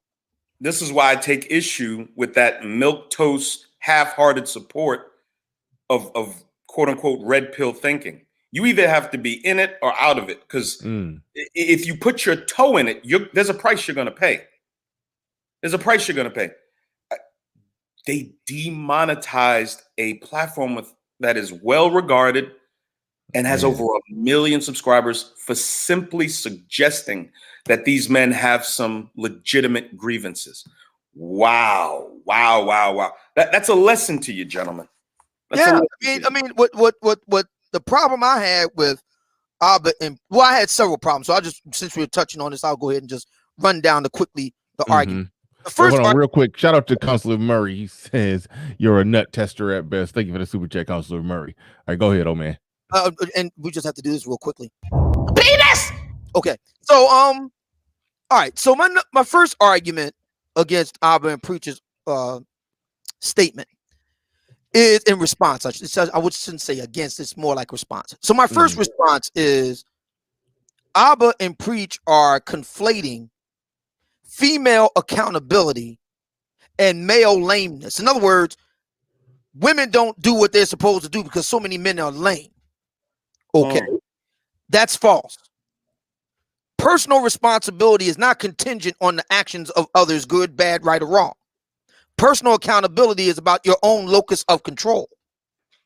If we are saying that women are adults, then they also must bear the responsibility and rights thereof. But see, what women want is they want the rights of adults and then be absolved the responsibility and treated like children when necessary. No, either they're adults or they're not. And it has nothing to do with whether men are lame or not. Men can be lame and women can be responsible. Both. I didn't hear. Hold on, real quick. I didn't hear them speaking about men being lame. Well, they didn't use they didn't use that actual word. Okay, what terms did they use that made you draw that parallel, or go that route with it? Well, they were saying that how guys have so many challenges and problems, and that women don't recognize that, and their actions and so forth. My argument is, men can have challenges, men can be failures, men can be goofballs and so forth and lame, and women can still be responsible for their own actions. One does not inform the other. If it does, then you're saying that women are not independent individuals in their own right as adults. So my question is, so which are they? Because if a woman ain't my equal, then there's nothing to discuss. This is the problem in the black community. These guys are Canadian, so I can't speak on that. But here in the United States, the issue, and again, got to go back to Kevin on this. He's done a superlative job in this respect. These women want to be partners. How you going to be a partner with somebody that's already built the firm? How? Black women said, we don't want to build a booth. Shout out to Rebecca Lynn Pope. I know she tried to walk it back, but it's too late. You can't walk it back, sis. Almost damn near 2 million people heard what you said 4 years ago. You can't walk it back. Black women don't want to build a boo. They want a brother that's already ready to go out the box, like a brand new iMac or something. All right, fair enough. Then we're not partners. You're my subordinate. Now, see, sisters don't want to hear that either, but I'm sorry. You chose this, sis. You chose the rules of engagement. Don't get mad at us because we learned the rule book and learn how to work it better than you. See, that's the problem that sisters have with Kevin. Let's just get right to this. The real problem that sisters have with Kevin is Kevin has mastered their own rule book. He's mastered the social media. Black women love social media. He's mastered that. Black women made it clear they want a certain look for a black man. They want him to have a certain amount of visibility and status. They want him to have a certain amount of success. Kevin is hitting on all of that. But see, the trick is he's telling these ladies, no. And that's the reason why these ladies are just going, they're losing their minds. There's one sister here on YouTube, and I've been quietly doing my research. She calls herself the spiritual whistleblower. Yeah, this fraud has been going on a tear for the past few months. I mean, she's almost as bad as Crystalline Carrison. Matter of fact, in many ways, this is going to sound strange. Just work with me. This is going to sound strange.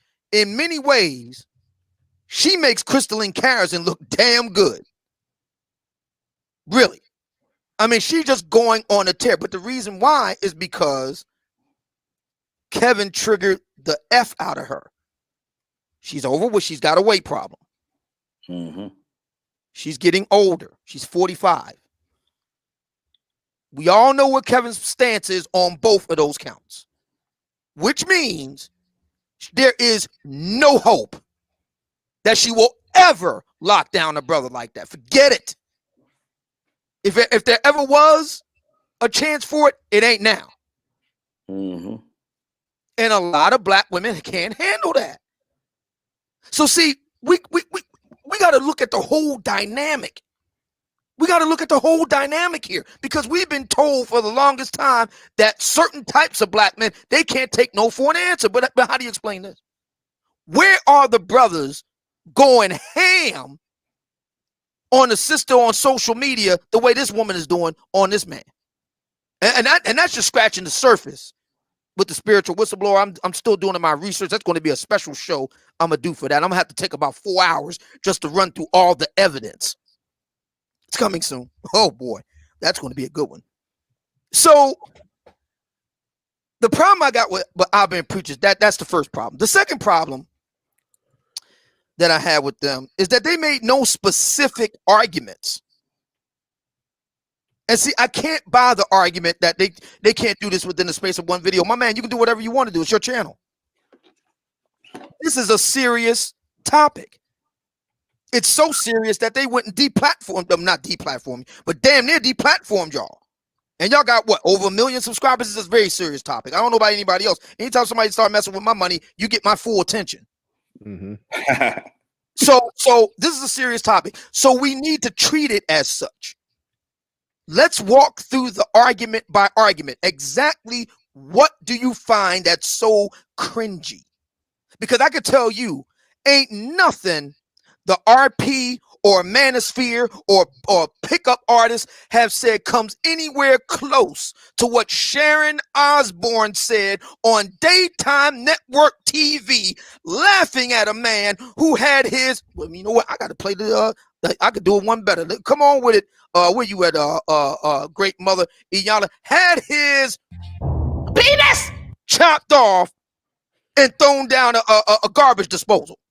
Wow, she laughed. Ain't nobody in the RP Manosphere community said anything like that. Nobody about women. Nobody.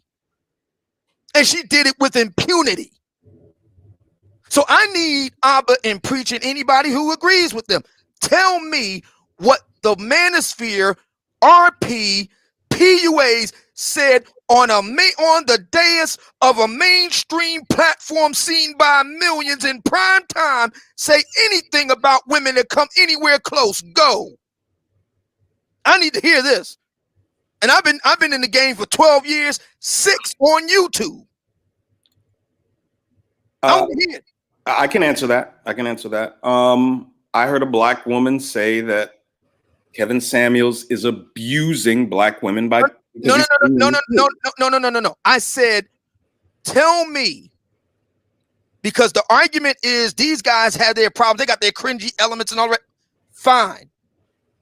Give me the Manosphere equivalent of Sharon Osbourne. Telling black women the truth. No. I want to hear men on the dais talking about mutilating women and everybody laughing about it. See, if you can't do that, then your argument falls flat. Nothing we do approaches that. Nothing. And like I said, she did it with impunity. Okay? Sure, the audience laughed too. Right. That's my point. Exactly. That's my point. This is the world we live in. Okay. So what that should do is she give you a take no prisoners attitude. See, women understand this. This is the reason why you ain't going to hear black women talking about Michaela Pink. They ain't going to do it. They ain't going to get up there and say, well, you know, the level up community's got his bad elements, but you know, I learned some good things and they got their bad elements too. They ain't going to do that. They're not going to do it. Period. And this is the reason why, you know, people kind of come at me, well, he's contradictory. He's not being fair. Motherfucker, I don't get paid to be fair. I get paid to be effective. You want to pay me to be fair, then I'll be fair. I'll do the fairness doctrine. I'll do kumbaya. I'll join hands with you. Do the United Colors of Benetton. Pay me to do that shit. I get paid to advocate. I am not paid to be fair. I am an advocate. Like that. And I make no mistake about it. I make no apology for it. In the very beginning of the book of Obsidian, what do you see there? You got the book, Bernard. Tell me who the book is dedicated to.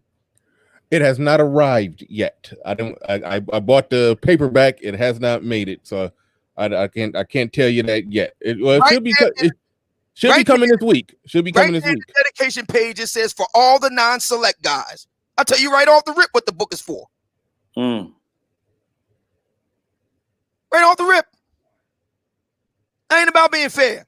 I'm about being effective. Period.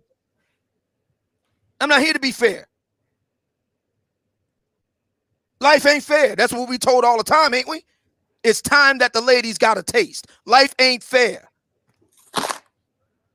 And if you want to be with me, you will roll in my program or not. Because if it's not, then you need to get the F on. I was about to say the word. I don't want to get Bernard in trouble. You need to get the F on. And I'll replace you with a woman who will be on the program. That's how this works. You're not a partner. You never was. And life ain't fair. Is it? Now, don't get me wrong.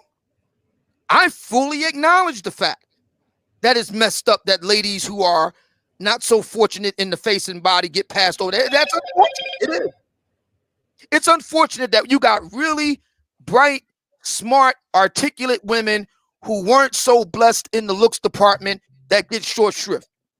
That's true. But that's the way the world works. I didn't make the rules. I didn't make the rules anymore. And trust me, women ain't losing sleep at night because that really nice guy, they ain't gonna give him no play, but they'll use him for whatever they can use him for. Trust me, they ain't losing no sleep over that at night. So this is the reason why I got a problem with Albert and Preach. They need to wake up, man. They too old to be doing this stuff. They got over 1 million followers. They need to go and fly under their own flag. And stop begging these women to treat them right. Alex Jones went to BitChute. He's doing well after he got banned off YouTube. Exactly. Bounce back. Exactly. Same thing with Stefan Molyneux. You don't hear him talking, oh, we just wanted to get a little fair. Nope. See, what this proves to me is that this ain't a money problem. Albert Preach got big money. Yep, people going on and on about Kevin Samuels. Kevin Samuels ain't touching the hem of these guys' garment. Wow. They got over 1 million subscribers, brother. So come on. This ain't about money. This is about something else. This is something psychological with black men. And we can't even say this in America thing because these guys are Canadians. They're not Adolfs. Abba's are from Eritrea. Preach is from Haiti. So we can't blame it on slavery. It's a sister of slavery. We can't blame it on that. They're not Americans. It's something about black men that don't want to take control. Take control. I make no apology about it. I want what I want. Period. I'm willing to work around the clock. But make no mistake about it. I want what I want. And if you're not going to give me what I want, you need to get the F out the way so I can get somebody who will give me what I want. I want what I want. Period. I don't care if you cry. I don't care if you curse. I don't care if you stamp your feet, grab the air, snap your fingers, roll your neck. I want what I want.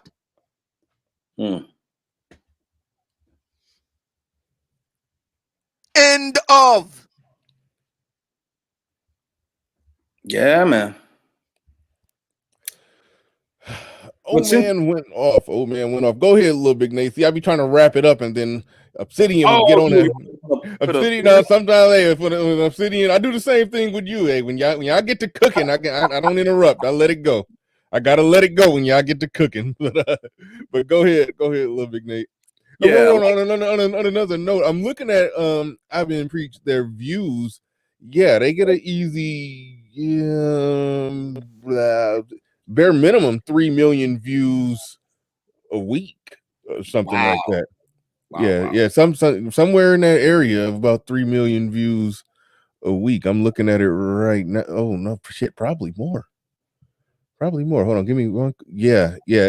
All their videos seem to hover once they be up for a while. They seem to hover around 500,000 views, and they drop about 6 videos a week. So there's that. So yeah, their views are crazy. Now, Kevin Samuels is in that territory because now that he's doing those smaller Instagram videos, those still get 100,000. I've seen him drop 3 of those in one day, and they all would hit 100,000. So in his own way, he's kind of doing what they're doing with the views. He just do it with more videos broken up differently. But those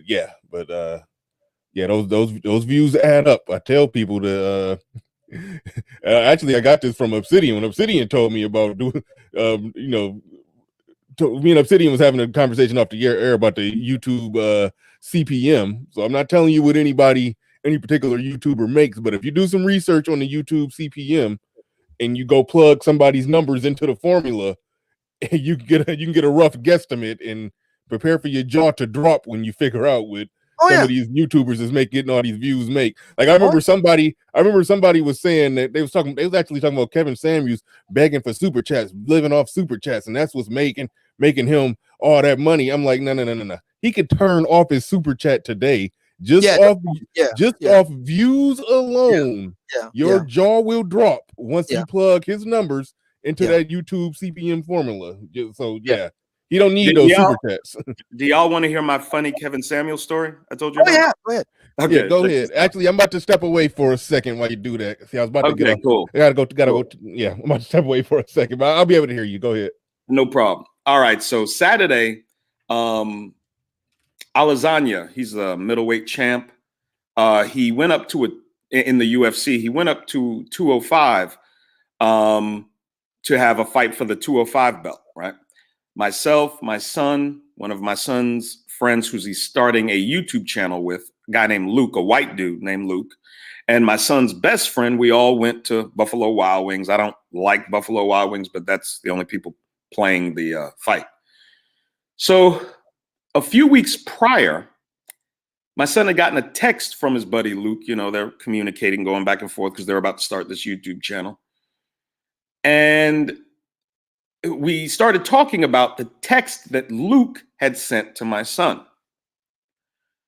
The text he sent, this is a 21-year-old white guy, you know, kind of scruffy, very intelligent young man. You know, he's similar to my son. He's a conservative also, just like my son. And he sent him a text of Kevin Samuels, I swear to God, going in on one of the women he had, not went in on, let me not say that, addressing one of the women he had gotten on a call. So we're sitting there talking about it. This is what Luke said. Luke said he had just recently decided to get in a relationship with his girlfriend on January 1st. He decided New Year's, you know, I'll go ahead and make it official. You know, we're dating, blah, blah, blah, blah, blah. Luke is sitting there telling me, man, I told her I want you to be fit, feminine, and friendly. He said, man, this Kevin Samuels guy, you know, he just, man, a lot of what he says, it makes so much sense, man. It's just things I didn't realize. Oh, yeah. I think it's wonderful. I think it's wonderful. And look, I'm going to go ahead and do a shameless plug for my book. There's a chapter in my book called Have the Salad. And brothers will say, well, I'm not going to make mix with big women. Stop it, man. The majority of black women got a weight problem. We all know this. You don't have to be Einstein to figure out the math here. So Kevin gave brothers a very simple. See, most black men are not verbally facile like that. For all this talk about mouthpiece and all the rest of it, most black men sound like preach. You know, the mumble thing. Listen, that's just the plain truth. So you need a simple script. Kevin inadvertently gave the brothers one: fit, feminine, friendly. It's something that's easy. It's something every brother can do. And you tell us, and listen, I'm willing to work with you on this. I'm willing to give you time to get it all together. But to be clear, you will do this or we're done.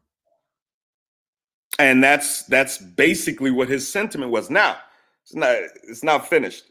My son's other friend, his best friend, is named Darius. And, you know, they go to the gym. My son does 2-a-days on his own. He goes to Gold's Gym and train. That's brutal. Yeah, he goes to Gold's Gym and trains and then goes for a 2.5-hour session with his Muay Thai crew and his Brazilian Jiu-Jitsu coach. And so he's having problems with his girl, Darius. As they went into Walmart, Darius said something. She cursed at him and offended him. He said, look, we're taking a break. And this girl is going crazy. The whole fight, he's just on the phone, texting back and forth with this girl. And he says, yeah, man, that Kevin Samuels guy said, you know, we just shouldn't tolerate this type of disrespect. Men have been tolerating this disrespect for years. I just shook my head. I got this 21-year-old white guy, this 20-year-old black guy, and my 22-year-old son who kind of introduced them to the manosphere and to Kevin Samuels. And it's incredible how small of a world we live in when you think about it. The influence that the manosphere is having and is going to have over so many young men's lives. I told them, I'm proud of you all because you are not going to deal with the mistakes men my age made when they were 22, 23, 24. You'll be able to avoid all that. Your passion is your focus, and let her chase you as you chase your passion. I mean, it's incredible listening to these young, especially the white guy, Luke, repeating word for word what Kevin Samuels had said. Amazing. Yeah. So I mean, my position is, you know, there's a brother in the chat room. I can't resist this. He says, y'all keep that man's name out of your mouths. Now you think you have to make 6 figures to be high value. No, my position is this. I did a show about this recently. I said, and I'm going to revisit it because originally it was for the ladies. The lovely ladies will say that it's unfair. It preceded Kevin, you know, the whole, you know, Eurocentric beauty standards and all the rest of it. It's unfair if you're a sister, you know, the colorism thing, the weight thing. And then, of course, Kevin only exacerbated it. Okay, fine. So my position was fine. You can't be a size 4. Okay, I get that. What size can you be? I said, okay, how about this? Because let's just get right to it. A lot of ladies, you know, they want to make the BBW thing. I say, okay, fine. There are actual models in the BBW world. One of them is named Tabria Majors. Big name. You can look her up. Can you meet that standard? Now, remind you, she's like 5'10". So if you're 5'4", no, you can't meet that standard. You have to be her height. Can you meet that standard? I'll go along. If you're rolling like Tabria Majors, fine. Fine. But you got to be on that level. See, a lot of sisters don't want to admit that they just can't meet any standard. They just don't want to admit it.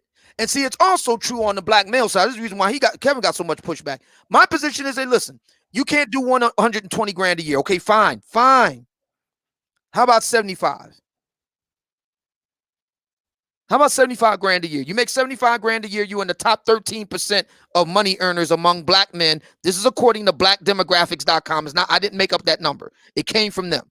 You make 75K or better a year, you're in the top 13% of money earners among black men. Would that be fair? Would that be fair? I'm just trying to find what the line is on women, on the black female side of a standard, and on the black male side of a standard. I just want to know what the line is. Kevin's rules can't work. Fine. Then what rules do work? What rules do work? And if I could address somebody in the chat who said high value men have to make 6 figures, I don't agree with that. I've stated that on platforms. I have disagreements with what Kevin Samuel says about that. But it's not from a place of envy or enmity or jealousy. That's the thing. I understand he has a right to his opinion, and his opinion isn't going to send me into some tirade against him, making multiple bits of content about how he's wrong. A man's entitled to his opinion. Let him have his fucking opinion. I disagree with the opinion, but he's still entitled to it. I don't hate him because that's his opinion. Take a page from what AMS did. AMS said, "No, Kevin, I don't agree with that. I think a high value man could be such and such and so and so." And then the 2 men went on to the next bit of subject matter. There was no yelling, screaming, cursing, no putting anybody down.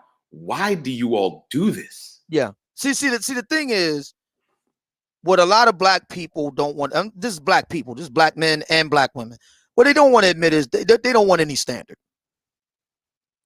Yeah, it's easier. That's what they just don't want to admit that. They don't want any standard. Yeah, that's true. They really just don't want any. Kevin only he's only the representative of a particular concept, which is standards. And these are the men this is his niche.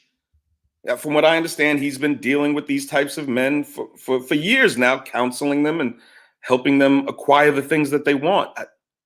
It's his opinion. He has a right to his opinion. It shouldn't make you angry. But there's a reason why it does, though. Because Kevin is a somebody now. So what he has to say matters. What I would suggest, gentlemen, God does not make a creation that does not have the ability to reflect his magnificence. Everybody has a gift. All of us do. It's our parents' job to help us find that gift and develop it. Most of our parents don't do that for us. So now you're stuck as a man having to do it for yourself. Get about the business of doing that. Find out what your gift is. Get under a mentor that's achieved what you're trying to achieve, and you'll be okay. But the jealousy that black men show for other black men's success, man, it's terrible. There are so many times we end up acting like black women, man, and it's unacceptable. We don't have the luxury of unaccountability. We don't. Let me jump on something that a brother said in the chat room. He said that's Kevin Samuels. Oh, wait a minute, hold on. No, my bad. No. Live by your own standard. This is what the brother says. Live by your own standard. Any type of man who jumps on another man's message that you really don't know makes you a follower. Is that right? So do you know all the ins and outs of the people in the military? How many guys here served in the military? Did you really know your drill instructor? Did you know what his childhood was like? Your commanding officer? You play sports in school, right? You study, you work out at the gym, right?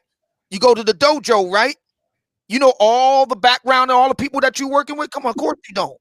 And that's just for starters. So you can't give an order unless you can take an order. The best leaders are followers. But see, in black America, with black men, we don't believe in no hierarchy. That's another problem a lot of brothers got with Kevin. Kevin believes in the pecking order. Kevin believes in the hierarchy. You got to get in where you fit in, and you got to work your way up. See, a lot of brothers think they're going to just come out right the gate and be a CEO. It don't work like that. You got to start in the mailroom. I know all about it, man. 22 years on the job, blue collar union card man. I know all about that life. You got to start out doing the shit jobs. You got to put your time in. You got to put the work in. A lot of brothers don't want to put the work in. They want to call the shots, but they don't want to put the work in. You can't give an order unless you can take an order. That's how it works. Yeah, we got a lot of work to do. You know, a lot of eyes are on us now, you know, with the success of Mr. Samuels.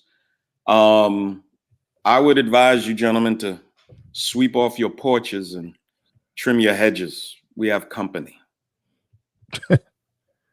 Like how you put that. Like how you put that. But look, fellas, this has been great. This has been great. But yeah, be on the lookout. I just looked. It looks like a lot more people did actually go and subscribe to LilBigNate. So let's give him somewhat of a turnout tonight. So yeah, it'll be going on 7 o'clock. So let's make sure we check him out tonight. And yeah, I think we're gonna call it right there. LilBigNate. Any closing words? Any closing words? Go ahead and get them in, get them out, and let's go. Like I said earlier, I don't dislike the Democrat Party because I happen to vote Republican. I dislike them because of the damage they have done to us as a people. Significant damage. Damage that is appearing to be irreparable. I don't know. I do know that the masses of black people, unfortunately, are not going to make it. So I want to focus my efforts on the productive class. Hopefully we can get thinking correctly. We can take control over our lives, take control over all that we want to do, understand that men don't wait for permission to do things. They plan, strategize, and execute. That's what men do. Okay. And if that makes me a white man, or you trying to be the white man, well, that's fine. I tell you what, I'll take your I'm trying to be the white man. I'll accept that. At least I'm still a man. A lot of you guys and the way you act and the way you feel, you're not trying to be black women. You actually are acting like them. Our future, our destiny is in our hands. We can do whatever we want at this moment in time. All we have to do is get like-minded men together and come up with a plan for it. I'll be speaking. The last broadcast, I didn't get a chance to talk about getting to that 21 convention type thing. I'm going to be covering that tonight also. How we could possibly get there in the next 3 to 5 years. So, I don't think it'd take that long. I mean, well, it's nuanced to it. We're talking about black men. So, you know, we're talking about black men, dog. So yeah, it's gonna, and unfortunately, only the brothers who believe in, you know, being a self-starter and just having control over our lives, and that where we end up is not anybody else's decision but ours. That's it. That's the message I want to get across. And I'm sorry, I am going to highlight the damage that us being aligned with the left has done to us. It should be, again, as plain as the nose on your face. You have not heard me once. But you have to ask, cui bono? See, this is the part you're not getting, Nate. There's a reason why brothers are still voting for the Democrat Party. Let's take the welfare state. I mentioned racism. That's an easy one. Let's take the welfare state. So how many brothers would be good with the idea that you can bang these women and you can get with babies and you don't have to take care of them? The state will do it. Mm. How many guys you think is going to sign up for that? About 20% of us. 20%. There are 80-some% black men that vote for the Democrat Party, bro. Oh yeah, that's true. They all don't vote for that reason, but the reason that you're pointing out, there's a percentage of them who thinks that that's a good idea. Yeah. There's a percentage. Our brothers ain't gonna say this. They'll couch it in other terms. Yeah. They'll couch it in terms of the community. They'll couch it in terms of women need to be independent. But the real truth is, and this is the reason why, Kevin, you got to connect the dots. This is the reason why Kevin's been getting all this grief on this high value man piece. See, a lot of brothers really do. And by the way, my source, Elijah Anderson, Code of the Street, Streetwise, he talks about this as well. There's a whole lot of brothers, man, that's cool with that Section 8 ass. Wow. Yeah. That's the both worlds. They get the bang, but they don't have to pay. That's true. And see, what ends up happening is that you and me and Bernard is paying. Now you see the reason why I'm so strident about this. I refuse to be the cleanup man. You want to pay, you got to play. Yeah. If you want to play, you got to pay. I've heard men, they weren't talking about taking care of kids, I mean, making babies and not taking care of them, but I have heard men say, as far as this deregulated sexual market free for all, they like it exactly the way that it is, where they ultimately get to be looters in a pussy riot. Now, if you're talking about safe sex, in the event that you get somebody pregnant, you're going to go all out, do what you can, handle responsibilities and all of that. I got no problem. I got no problem with the guy being single and free and enjoying a casual sex lifestyle. I got no problem with that. And so some guys say exactly the way it is. This post second wave of feminism, the end results aftermath of the free love movement and all of that, and we're living in the aftermath of all of that. And they said that means that when they go out looking for sex, it's somebody out there who's willing to have sex with them. Yeah, I think most guys do like that, but then there turns it goes to almost an insidious level of liking that when you say, and on top of liking the fact that there are some women that are willing to have casual sex with me, I can impregnate them and not even have to be bothered with the children and just skate on my responsibility. The state will take care of it. Like that, going that far, I think it's a smaller percentage that goes all the way there with it.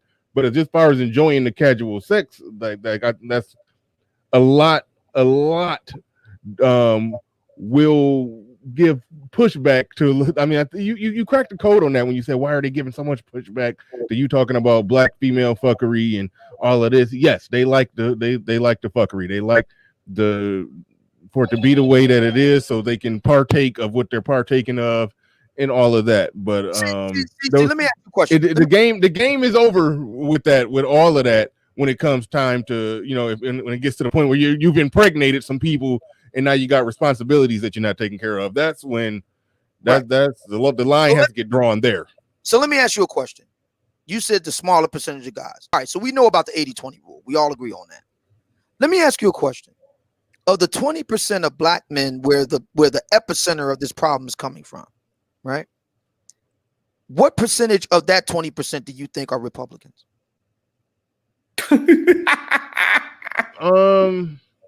All right. Well, boy, here we go. When you say the 80-20 rule, I don't agree with the 80-20 rule in the sense that only 20% of men have access to sex. I want to make sure that's not what I'm saying. Okay. That's not what I'm All saying. right. Let's look. We don't have to go over the weeds. Okay. You know, let's just work with me here. 20% of the guys are sopping up all of the punani here, okay? And they're the ones that's getting all the kids and all the rest. We already know the deal. I'm asking you a question. What percentage of that 20% of black men are Republicans? 0. Probably small percentage. Probably 0. Probably 0. Okay. So I think it's fair to say that the lion's share of that 20% are subsumed within the black men voting for the Democrat Party. I think we all can agree on that. The likelihood of a huge percentage, if not the vast majority, if not all of them, are Democrats. Okay. Mm-hmm. See, my argument isn't hating on brothers that sisters like. Absolutely not. The free market dictates that women have the right to choose who they want to be with. What I have a problem with is these brothers rent seeking off of us. You got to pay to play, brother. They won't be able to pay and want somebody else to pay. No, you want to play, you can do that, but you got to pay. And now we'll see who's who. Yeah, so you're saying provided you get a woman pregnant and all of that, yeah, you need to take care of the situation, handle the responsibility. But not just that, although that's the sharp end of the spear, but let's look at it. Let's look at it another way. Okay. Let's look at the women that are not having kids, because there are black women that don't have kids. We know that. We can debate the percentages, but they do exist. Okay, fine. How many of them do you think just good with getting pumped and dumped, though? I mean, sure, they might get that itch, spring fling, cuffing season, fine. Mm-hmm. I'll grab the one off. But as a general proposition of just getting pumped and dumped, you think they like that? And you don't think that there's no fiduciary cost with that? Really? Who's paying for all of the antidepressants and all of these, psych meds that 25% of women in America are taking right now? Who's paying for that? You think all the women are paying for it themselves?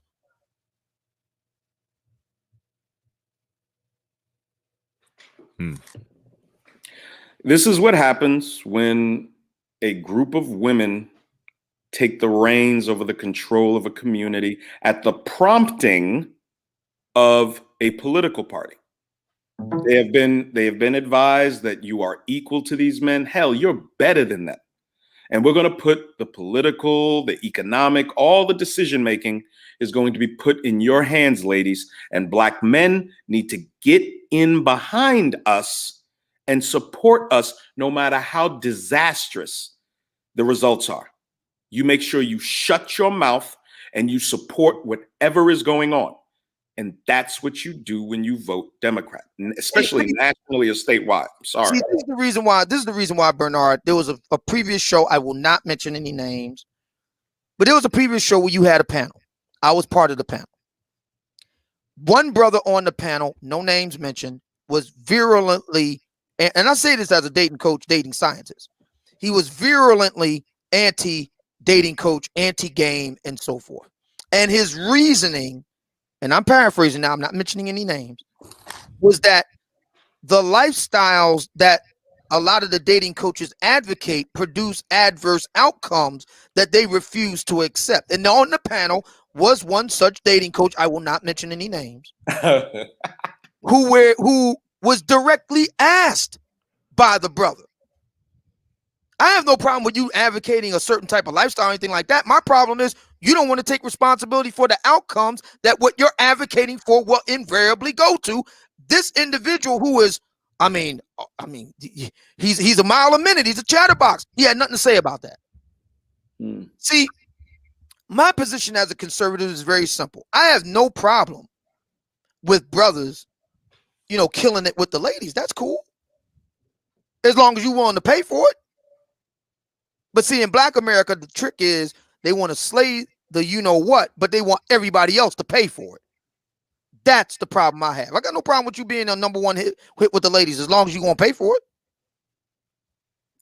The wins are individualized. The losses are socialized. Everybody pays for the losses. The wins just go to the winner. The losses go to us all. That's basic. That's how Black America works, you know? Well, the more dysfunctional side of Black America works. You brothers get to brag about, you know, sleeping with hundreds of women. And if you've done that, hey, I salute you. But do you have anything else you can brag about? You know?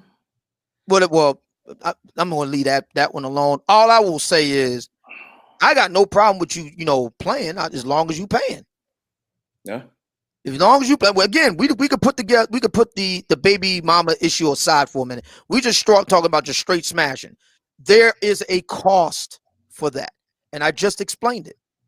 25% of American women right now are on some form of psychological medication, antidepressants, manic depressive, bipolar, psychotropic, all of some form, 25%. By the way, alcohol usage has skyrocketed among women in recent years as well. So there is an emotional cost to being ran through.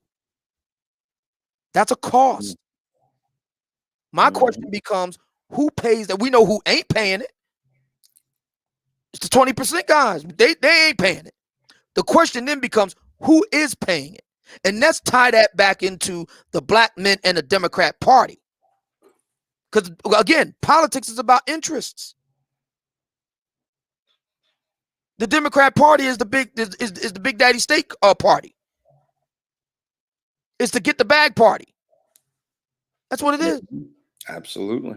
So who's paying for this? Women cannot just be pumped and dumped indefinitely. Again, I'm not holding it against a sister for a one-night stand or a weekend fling. I ain't gonna hold that against her. But just being hit on and pumped and dumped, repeatedly, women ain't built like that. They're not. They were built for, see, this is the trick that a lot of people don't want to hear. Women were built for long-term mating with one man for the purpose of having and rearing children. That's what we were bioengineered for over millions of years of evolution. Women in particular are not built like that. And so when that brother was questioning the dating coach brother, he made a really good point. The issue ain't your particular lifestyle. The issue is, what are the scalable outcomes of what you're advocating spread out over millions over time? The dating coach brother had no response. My question becomes, who's paying for this in dollars and cents? Who pays for the psych meds, for example? Also, there's a social price that is paid by groups of young men that will kick your mother's door open and shoot her in her head and take the 55-inch TV that you gave her for Mother's Day. There are tremendous social prices that we are paying, not being able to go into certain communities. All of us probably having family members that have been addicted to drugs, involved in prostitution or crime or the jail system. How many Black people can say that they don't know anybody that has been to jail or been on drugs? I would probably say none of us. There are tremendous social prices that we are paying also for this. And how Black men don't see this, I don't understand. Well, here's another thing. So the majority of Black women, we already know this, are not married. There they are giving, and I've witnessed it firsthand. They're giving money I know they ain't got to go see guys like Derrick Jackson. I've seen it firsthand. Most Black women cannot afford to take care of themselves on into their older age. They can't, not without state help, which means you and me, LilBigNate, the taxpayer. We ain't banging them. We ain't got no say over them. See, this is what people get upset with me. And to be fair, it ain't just Black women. A lot of Black men, which goes back to the point about Black men voting for the Democrat Party. A lot of brothers get mad at me about this. See, I'm not down for paying for women that I ain't got bent over and ain't taking my instruction under my roof. See, Black women want it both ways. They want you to protect black women when they say they want you to protect black women at a random, but you can't then criticize those black women about their weight, about their appearance, about them having kids by losers, about their hair. No. See, they want it both ways. No. If we're going to play by the set of rules that says you should only be concerned about the women that you're dealing with, fair enough. Then I don't pay for women that I ain't banging.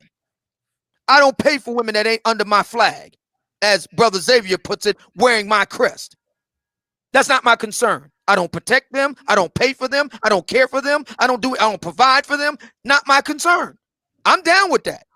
Or if we're going to play by the other rule, which holds that all brothers should be considered by all sisters, then that means I got some say. So which is it? Yeah, I like how you put that.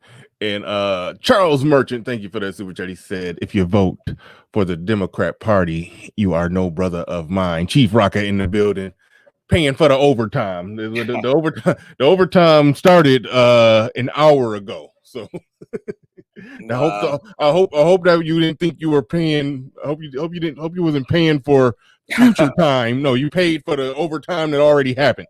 Because we getting out of here. But hey, thanks. Oh man, thanks for coming up. Thanks. Yeah, you've been on fire lately. Been on the tear lately. And LilBigNate, man, thanks for another awesome, amazing show you did with me. And here's to many more with me, and definitely many more great shows on your own channel. So man, go ahead and kill it. Hopefully you kill it tonight. And we out of here, y'all. Peace. Hey, Bernard, we got to